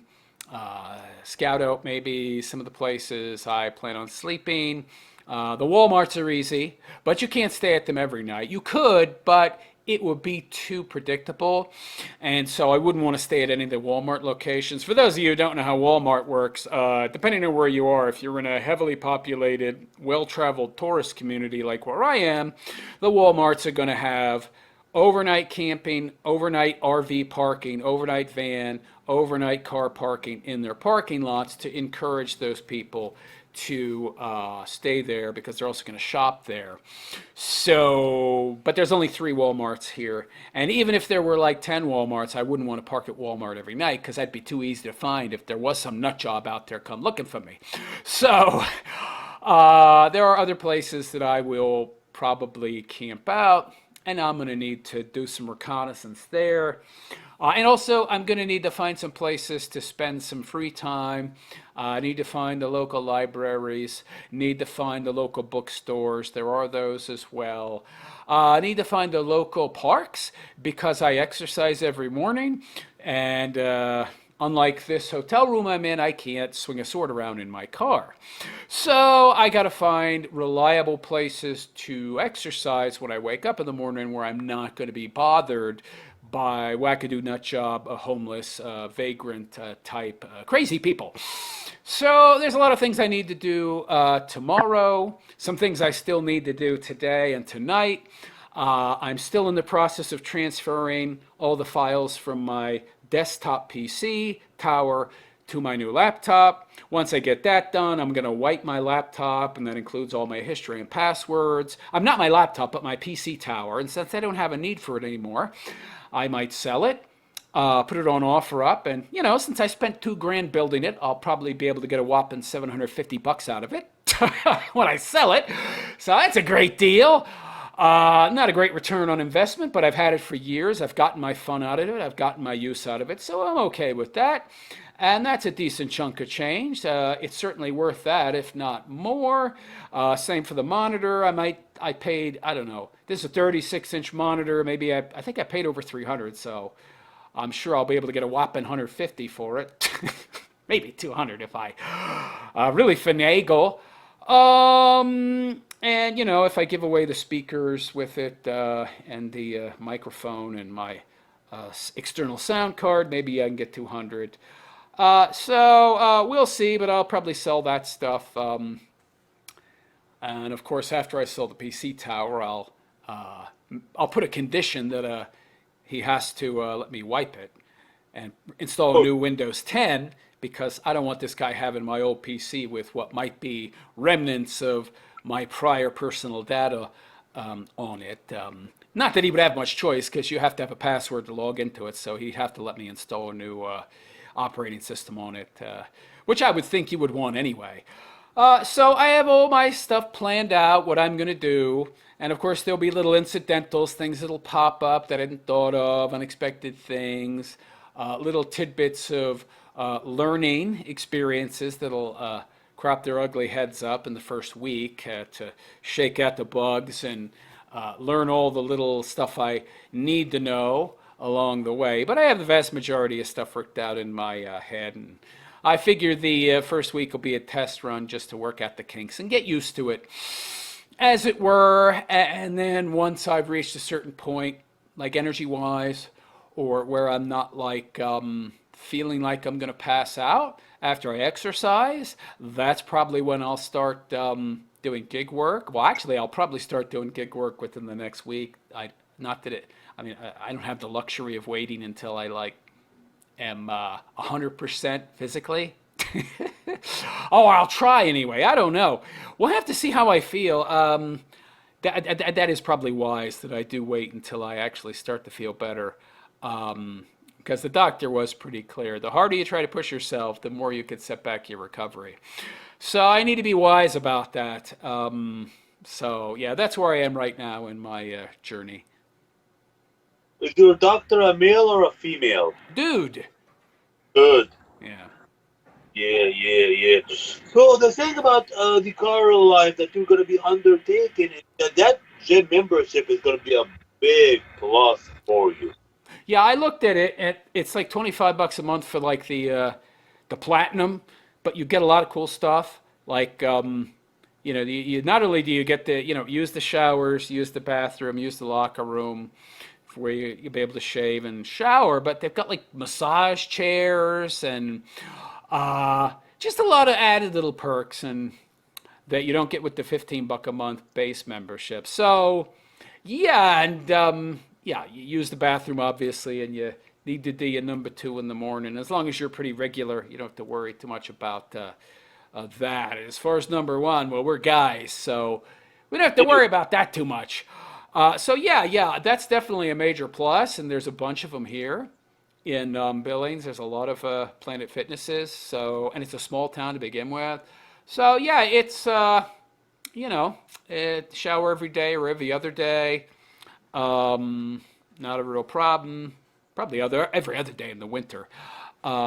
But yeah, I don't think it'll be too bad. Uh, I'm used to. I mean, I can really handle a lot of hardships. So, and I've prepared pretty well. So I think I'll probably be okay. So other than Walmart, what gig companies have you signed up with or planning on signing up with? So there's a VEYO, VEYO. It's like a medical transport company, and so some old person or young, whatever, somebody with a medical issue who doesn't have reliable transportation, they go to the doctor. The insurance company will pay to transport them there and home.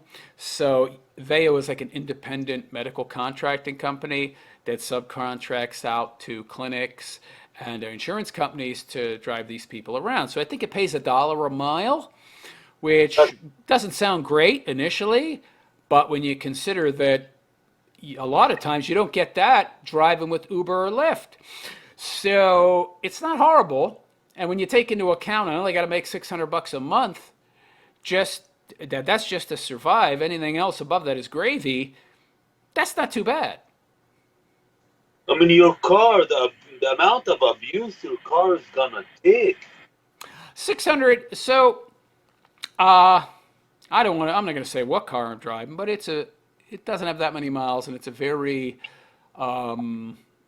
it's one of those vehicles that you wouldn't be surprised to see that it has 400,000 or 500,000 miles. Okay, okay. It's one of those. So as long as you take good care of it, change the oil regularly, change the transmission fluid on a regular, make sure that the transmission filter is changed. It's going to last you a long, long time. I'm not too concerned about that. And by the way, it's more about how you drive, um, honestly. But you're talking about 600 to 1,000 miles a month. That's not actually much abuse. That's about what a normal person might drive in a year. If they're commuting 10, 15 miles, 20 miles to work. So that's nothing outside the bounds of realistic wear and tear on a normal car, uh, on a yearly basis. You're talking what, 10, 12,000 miles a year. That's not anything absurd. No, it's not. But obviously, if you want to save up to like go overseas or do something better, you gotta put in literally more miles. Yeah.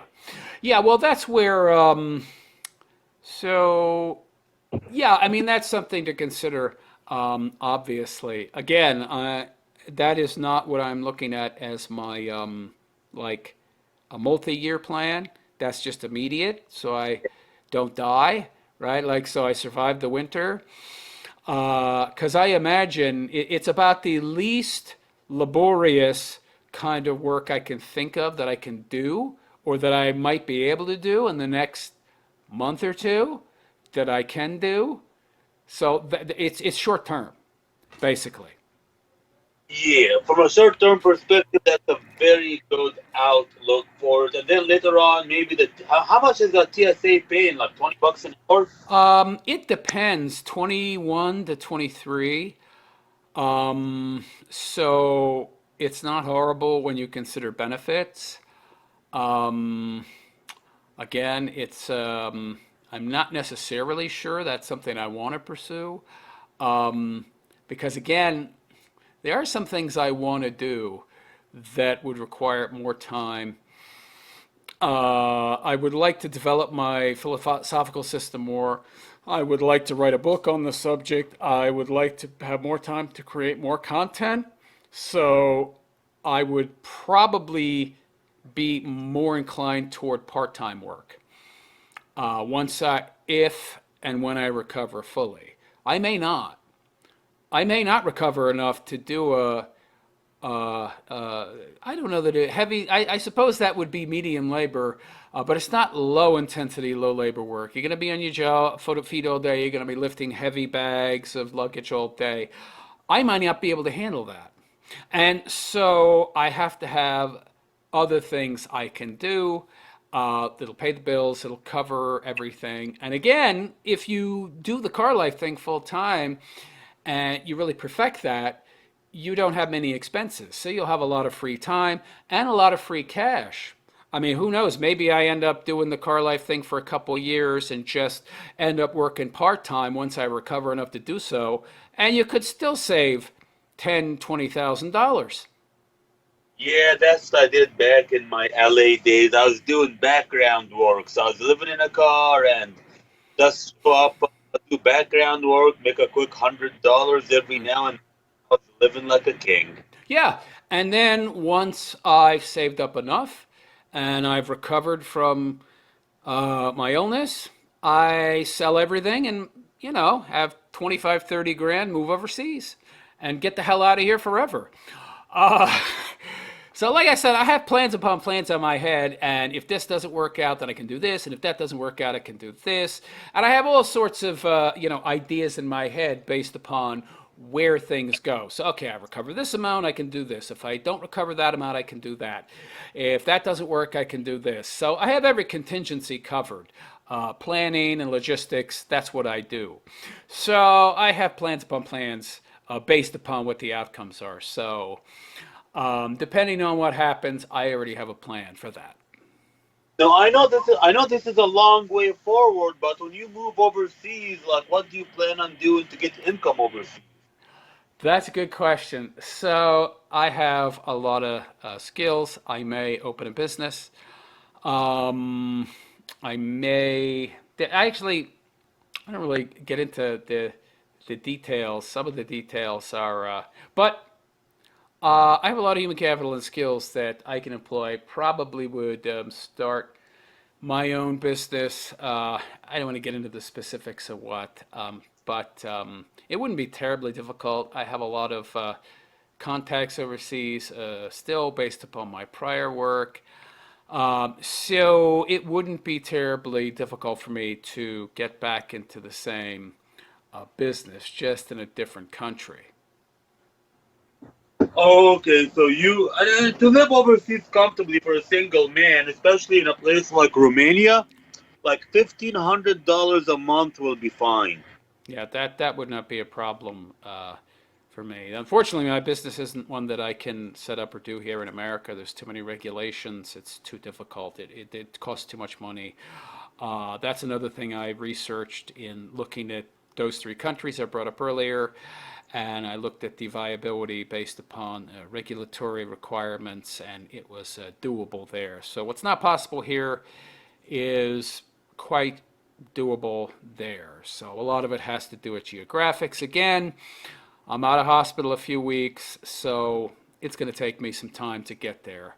But I will get there. And the thing is, if you are doing something overseas and you're on the, if you legit get on disability, that can take care of your living expenses overseas. I already thought about that. Yes, I thought about that as well.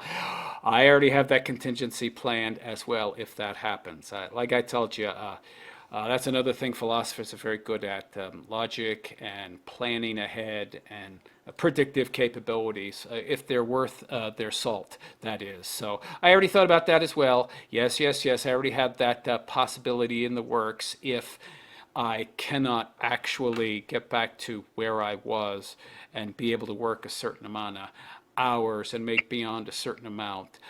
It's not my ideal. I would prefer to be, well, I don't know that I want to work 16 hours a day anymore, but 10 or 12 is certainly, I would love to get back to a point where I can do that, but I may not be able to. That's just the reality. I'll have to accept that. You know, sometimes life deals you a crappy hand, and you just have to, do your best. And once you've done your best, if it's still not enough to be where you want to be, just got to accept it. So that's a contingency I've also planned on. So, yeah, yeah, yeah, but that, yes, yes, I've already planned for that possibility as well. Do you miss the type of work you did back in China? Yes, yes, and I would love to go back. Yeah, I would love to go back, but you can't. And if I were to dwell on that, I wouldn't be living, and I would just be. So I don't dwell on it. If I think about it, it's in a fond way, because that was the best time in my life. Um, that 14 years, but time machines ain't a thing yet, and even if they were, be a bad idea to try and go back in time. And even if you did, it wouldn't change the present if you know anything about how the space-time continuum works. But regardless, yes, I do miss it. It would be nice to go back, but the best I can do is on occasion reminisce, uh, and that's about it. And I'm really wondering. I mean, I have an Egyptian citizenship. Maybe I can go to China with that. Maybe just don't go there as an American. Use your Egyptian passport. You won't have too many problems. It's the Americans they have a problem with, not people from Egypt. So as long as you use your Egyptian passport, you'll be fine. I'm gonna look into that. Yeah. That is super good to hear. Just about. I mean, we probably got your entire life. Did we entire life story going? Is there anything we missed? I mean, oh sure, there's lots of tiny stuff in the 50 plus year time span, but we got a pretty good overview, I would say. Okay, yeah, I have to admit that's one hell of a life you live. Well, thank you. I hope it's not over yet. I hope there's still some left. No, Uh, yeah, you got plenty of years, God willing. yeah, hopefully another 40 or 50. That would be nice. Really, you think another 40 or 50? Wow. I don't know. I have no idea. I'm just saying hopefully. I have no idea. It could. It's possible. Lots of people live to be 90. Yeah, that is true. That is true, especially if they're healthy and stuff like that. So, take away this medical issue. Did you ever have anything like high blood pressure, high cholesterol, anything that is genetic or anything like that? No, I've never been sick. I don't get sick.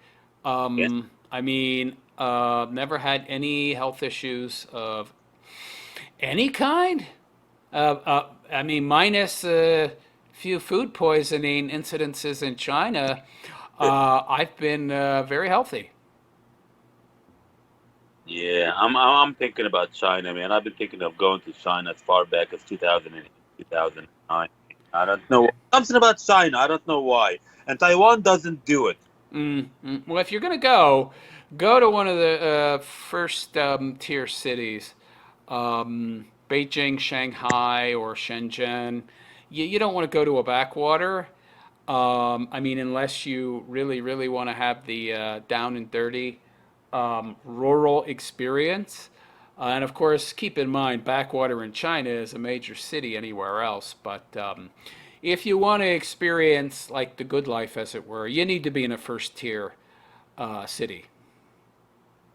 I mean, you did mention that the Chinese woman would be looking to get with a Westerner simply to get out of China. Is China that bad? Is it like bad poverty wise? Is it bad like government wise? There's not a lot of opportunities because of the regressive communist regime's policies, and there's zero koofity koof koof policies to destroy the economy. So now there's no jobs, and what jobs there are pay even worse than they did before the koof. So yes, it is that bad. Do you think the coup was governments worldwide trying to get their population to like rely more on them? Yes, 100%. That's all it was. There's never been any evidence that it even exists. Nobody has it to show you and say, here's the virus. It's fake, it's fraudulent, it was never a real thing. It's just a bunch of. I already did. You remember I did a video about this years ago, which you can still find at MGTOW TV, where I went over the numbers and I did the math in regards to a global population increase, decline. I looked at the disease rates. I looked at the global population, and I looked at the death rates compared to the growth rates, and there was no diminishing in population. They said X amount of people died this year from the koofity koof, but it wasn't represented anywhere in the global death rates. In fact, the global population went up when it should have went down. All they did was they named everybody that died. They just looked at all the, oh, okay, this is koof koof, this is koof koof, that's koof koof. They just, if you're an old person that died, they said you died from it. It was all a scam. And it was all a scam to not only centralize more control into the hands of the government, but it was also a way to. Oh, geez, I lost my train of thought here because the camera went out of focus. But it was also a way, it's centralized control and to get people to take the, we know what they were getting people to take. The Pokemon, pokety poke poke, that has acted in a lot of cases as a vasectomy for men. So it's about population control. It was about genetic control. It was about economic control. It was about control, period. You think a lot of people see it like that now, or not really? Not really. Most people are sheep and stupid. And actually, the majority, 50% of people have IQs below 100. For the average IQ in America to be 100, 50% of people's IQs are actually below 100. And by the way, it's down to like 95 now. It stopped being an average of 100 a long time ago. So the average IQ in America has dropped to 95. So, yeah, most people are idiots. So, yeah, I don't think most people think it was fake, a fake demic. Most people are stupid. I'm sorry to say. Man, that's so the shots. I mean, I didn't take any of the stuff. Or took any stuff. But yeah, even I myself thought that stuff was for some sort of a human population control. Surprised a lot of people didn't see that. No, the shots were, and again, these were to rewrite certain. Oh, a lot of people say, "Oh, it wasn't about rewriting your genetic code, the mRNA." Yeah, it was peripherally so. People don't get this, but yeah, it is a control mechanism. It's a population control mechanism. This is why so many people are having health issues even now. All this is about population control and getting it down to a manageable level. It's all about centralizing control. If you want to centralize control, you have to drop the population to a manageable point. It's all about global control. So globally, you have to drop population. And all you got to do is look at the outcomes. Even the Mexicans are having less kids. Even they're not replenishing at replacement rates anymore. And Americans, they've been below replacement for a while. So is the entirety of Europe. The only people that are reproducing reliably above replacement rates in America are the Amish. And the only Western countries that are reproducing is Russia above replacement. So Even China's not replacing. They're not replacing their population. They pushed female empowerment and the one-child policy a little too hard there. Government me more, Daddy. They pushed government centralized control too hard there. So now the women in China don't want to get married and have kids either, unless there's some kind of big giant dowry that they're going to get. And even then, it's hard to get them to commit. So yeah, not a lot of people are having enough kids anymore, and South Korea is horrid. They've got like the worst birth rates of any country anywhere. So all populations globally are dropping except for a handful of countries. And in America, there's only one community, the Amish, that are actually reproducing above replacement. So just look at the outcomes if you want to know what the agenda is. Population reduction. Yeah, a lot of people out there really are useless eaters. So There's a lot of useless eaters, and that's what the global elites call them. They call them useless eaters.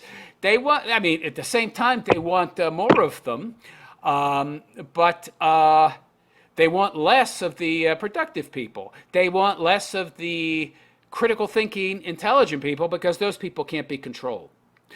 Those people can stand on their own 2 feet. Those people are not reliant on the government, and those people can start businesses, be entrepreneurs, accrue wealth, and perhaps someday compete with them, the Amazons and the Walmarts of the world. And I don't want that, so let's just have everybody be a useless eater. that's exactly what's going on, man. That's exactly what the elites want, and Oh, yeah. it's exciting. I think I already told you this before, but I just mailed off my paperwork to Tallahassee to get a MGTOW party for the state of Florida going. Yes, yes. We could talk about that. Yeah, when When you I'm going to interview you here soon. Yeah, yeah, yeah. Yeah, that's very interesting. And when you told me that earlier in our correspondence, it made me think that maybe I should look into doing that here in Montana. That might not be a bad idea. Because once you have one MGTOW party up and running, it's so easy. All you need is like 3 people. No money is needed, no government. You really don't need anything other than a constitution, which is to really copy and paste. Mm, You know, that's it. Just 3 people: a chair, co-chair, and a secretary slash treasurer. mm. That's it. Need for a party. That's it. Yeah, not only that, but it'd be very easy to get media coverage because it's so controversial by the current propagandist media's standards that they'll just pounce on a story like that, and you'll get all of the media coverage, all the publicity you could ever want. And when that happens, you're going to get people signing up, and then you're going to get people wanting to donate and support the party and help it grow. So that's your route towards growth. You get it legitimately recognized and registered, and then you contact the media, and the media will do your job for you. I don't know about the media. They hate MGTOW, Well, man. yes, yes, but any, of course, but that's there. You could go by the logic that there's no such thing as bad publicity. All publicity is good publicity. That's not always the case, but just keep in mind how little people trust the media nowadays. So any coverage that you do get, most people are going to take it with a grain of salt and then do their own research. So I still think it would be a win-win if the media knew about this, because they would be just ravenous to cover it. And yeah, they would be biased. But biased coverage is better than no coverage, especially when you're a brand new party trying to grow. Absolutely. Now, like here in the state of Florida, a major party, you need 5% or more of the registered voters to be registered for your party. So the only major political parties here are Democrats, Republicans. Everybody else is like small, minor political party. So if MGTOW becomes a major political party, dude, that we're gonna be on a whole different level. Yeah, so that's why I said you're going to need mainstream media coverage, whether you like it or not. It's just the nature of the beast, and it's a reality of the situation. So you don't like them, you do like them, you don't really have a lot of choice. So do what Trump did and use them to your advantage. I mean, they hated him, and their media coverage was super biased, but that's part and parcel, to a large degree, what helped him get elected in 2020 was all that free media coverage they gave him in their hate watching and their hate interviews of him. They actually did him a favor. So that's what you need to do. Embrace the mainstream media. Use them while they think they're using you. Yep, yep. So how you holding up? I mean, I know you have a hard time when you do videos talking for a little bit over 2 hours. How you holding up so far? Well, I had three energy drinks that have God knows how much caffeine, and Oh my! today is a day of rest for me. So like I don't have any exercise today. So as long as I don't do anything, I'm pretty okay. And also, it does help to talk about something I'm passionate about. It does help to, the chatting with you, something I really care about. It's an interesting conversation. And the adrenaline is pumping and all that. How am I going to feel afterwards? Yeah. Horrible. Horrible. I'm going to feel like garbage, and it'll take me a few days to recover. But that's life, and I think it's worth it to have this conversation. Oh, absolutely. Is there anything that we have missed before we call it today? No, I don't think so. You've been a very good interviewer, and you asked a lot of good questions, and I really enjoyed the conversation. Why haven't you made the switch from BitChute to Rumble? Honest, I mean, Rumble is competition, but you'd probably be better off at Rumble than BitChute. Well, I post on both of them, but I actually get more views on BitChute. It's just to cover more area. I figure that if I just keep posting there, I can grow slowly, organically. But actually, Rumble shadow bans me to a certain extent. Really? Why? Why do you think that? I mean, they're all about freedom of speech. You would think, but they're bigger than BitChute, and I get less views there. Uh, so BitChute actually has the most freedom of speech, believe it or not. They Have you made any money off of BitChute? I'm just trying to compare those stuff. No, I've made money off of none of those platforms. So that's what a lot of people don't know, that I've been producing content for 8 years now and made no real money. I do it because I want people to know the truth. I want to help people think. I want to help people recognize truth. I want to help people to be able to think for themselves, stand on their own 2 feet, understand the world as best as they possibly can without having to rely on others. And I just produce my content out of love for trying to help other people. It's not because there's any money in it for me. It'd be nice if there was. I think that's why so many people have actually donated to my GoFundMe, because I think they see that I've been, kind of, slaving away on content all these years, and I just do it because I enjoy it. And maybe those people that donated did so because they recognize that and want to uh, pay back some of what they got out of the content I produced, or pay it forward. I don't know how they want to, or how you might want to look at it. But I think there's kind of an element to that there of appreciation for all my hard work. I don't know. Maybe that's wishful thinking. So before I let you go, what do you think about the death of Susan Wojcicki, the lady responsible for that for thousands of other people? I never liked that broad with that Jersey accent, or hers, whatever that accent was of hers. I can't stand that woman. She's everything that's wrong with America. She was a libtard. Just, I mean, censorship. And if you don't view things the way I view things, I got to shut you up. She was just a shill. She was just a corporate shill, and she was one of these low IQ, low merit individuals that's a total complete sellout. Would sell her mother for a nickel.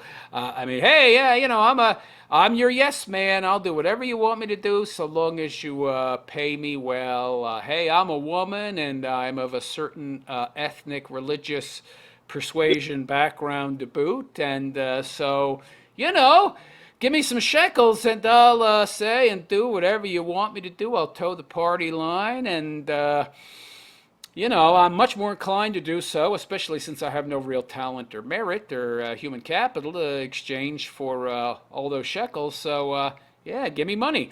I don't like the woman. I never liked her. She's largely to blame for my channel being banned back in 2017. So, yeah, I think you could pretty much gather how I feel about her or felt about her. Yes, rest in peace, Susie. I'm dancing a jig. I'm dancing a jig inside. That'll tell you all you need to know. Man, I have to admit, man, I'm talking to people from MGTOW like yourself and so many others that I've known going on to almost 10 years. But yet, when it comes to women, man, you can know a woman, you can be married to a woman for like, you can know a woman like for a couple of months and then it's all over. But yet, real men like yourself, Sandman, and so many other, like Aaron Clary, for example, you could have known them for years and still talk to them. But with women, they come in, then they go out, and that's it. You never hear from them ever again. Yeah, not a lot of substance. Women tend to be indulging and basking in their feelings, their emotions, and the pleasures of the moment. Modern women these days are far too hedonistic and pleasure seeking and emotionally controlled to, generally speaking, develop much in the way of character or personality. Don't get me wrong, I've met some interesting women, but they were the exception to the rule, unfortunately. Yeah, I think women get worse every day, especially if she's on the cuter side. Heck, I've even seen some ugly women who try to get like hot girl privileges. Those are the worst. Yeah, well, they're women. That's enough these days to get your privilege card stamped, unfortunately. Yeah, yeah. I think, honestly, what you're doing, what I'm doing, getting our money right and getting the hell out of the West. I guess that would be like our lifelong goal. I guess, I don't know. What do you think before we call it today? What do you think about the future for young men out there who'll be like, hey, man, this is advice I can give you moving forward. Well, first of all, find something you're good at. Find something you're good at because it's becoming less and less likely every year that you're going to be able to have a family, that you're going to be able to have kids, that you're going to be able to have a submissive wife, a traditional wife. And if you don't have those things to bring purpose and meaning to your life, then you got to have something. That is just a non-negotiable. If you don't have a family, if you don't have a wife and kids, you've got to have something else to fill that void. Now, traditionally, that has been what fills the void, but it's becoming ever less likely that you're going to be able to get that because the circumstances surrounding getting that are so disadvantageous to you as a man that you'd have to be a freaking idiot to want it. So you've got to find something that you're good at that will give you purpose and that you can do for the rest of your life, be it to make a living or something that you focus on heavily when you're not doing the work that brings home the bacon. And even then, so there's this two-pronged point. Find something you're good at that allow you to make a living, and find something you love that you can do for the rest of your life. Now, maybe what you find that you love will also be the thing that allows you to bring home the bacon. If that's the case, great. But if it's not, then look at yourself realistically. Learn as much as you can about who you are, what makes you tick. Spend as much time as you can turning your perceptions inward to learn every little thing you can about yourself, what your skills are, what your passions are. Am I going to be able to turn those passions into some kind of career?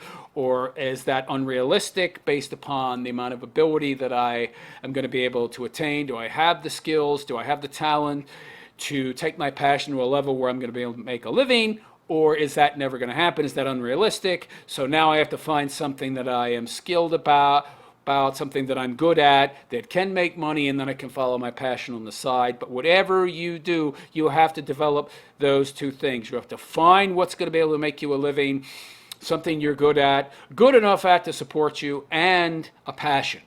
and make those your purpose. Otherwise, you're going to be directionless, you're going to be rudderless, and you're going to end up being suicidal and depressed and down in the dumps. And then you're going to get fat because you're going to get addicted to food because you're eating all the freaking time because you're so depressed and you're self medicating, and then you'll become a drunk, and it just goes downhill from there. So that's my advice to young men. And then once you do those things, plan your escape from the West. And plan on Eastern European countries ideally because they have experienced the kind of woke, collectivist, socialist, communist crapola that ideologically speaking, economically speaking, culturally, governmentally, that we are now embracing in Europe and America, and they've rejected it. So you want to go to those countries if you can. Look at Hungary, look at Poland, look at Romania. Places that are red pilled to these political ideologies because they've already lived through them and they know what a bad idea they are, and then move to one of those places. Bulgaria is not bad. I've heard very good things about Bulgaria. I never been to Bulgaria, but I heard really good things about Bulgaria. Yeah, any Eastern European country, because all those have already experienced the evils, the woes of communism, socialism, and they firmly rejected them. So that's my advice. Find purpose through your work or through your passions, or both if possible, and plan to get out. Especially if you're a white man, but if a man, period, because honestly, very soon it won't matter what color man you are, the fact that you're a man will be enough to brand you as an undesirable. And we already see it happening now. So that's my advice to young men. Good, good. I am pretty sure when we release this, we're gonna get a lot of people in the comment section. Pretty much telling us, yeah, you guys are saying what we've been thinking all along. You just made it. You just made it concrete for us now. So Well, I hope so. That's the only reason I make content. It's a passion for me, and it's a purpose for me. And if I even just reach one guy, if I even just reach one dude out there, and his life gets better, and he follows my advice, and he gets on a path of success, then my job is done. yep, yep. Same thing with me, man. I don't care. I mean, I'm not making money off of any of this stuff, but like you said, if one person gets sick. Terrence Pop saved, about 550 people. So God knows how many you and I have, saved on our own individual endeavors. So we're very, I hope it's been a lot. If it's not been a lot, it's at least been a little, and that makes it worth it for me. yep. All right, realist philosopher, I'm gonna let you go get some rest. I know this is probably the longest content-wise after your ordeal. So I want you to be safe and happy tonight. The crash wouldn't be too bad. Well, thank you very much. I appreciate your concern, and I enjoyed talking to you very much. All right, so that's it for my conversation with the founder of MGTOW.tv. If you liked and enjoyed that conversation and what we had to say, if you like the things I had to say specifically, please consider joining my Patreon for a value for value proposition. I'm going to be producing some of my best content and posting it there alone for people who subscribe to my Patreon. And for the more immediate future, if there's anybody out there that would like to donate to my GoFundMe, I would sure appreciate it. I'm having a rough time. I'm not too proud. I'm not ashamed to admit it. Things are real difficult. I can't do very much, but I am doing my best, and I'm doing as much as I possibly can. But realistically, it's going to take several months before I'm back up on my feet and can reliably bring home the bacon, as it were, or bring home any bacon at all. So I know the economy is hard, so please do not donate if you can't afford to. Only donate if you can. Any amount is greatly appreciated. Again, you'll find my GoFundMe down in the description, and also my Cash App ID if you want to donate directly. That way, again, totally, completely up to you. But if you can donate, greatly appreciate your help. I could sure need it. I could sure use it. I'm a little tired right now. That was a long discussion. Before the injury wouldn't have been a big problem. Now the energy drinks are starting to wear off. So I'm going to head out. Thanks for tuning in, and I wish you all a good and pleasant day. Take care.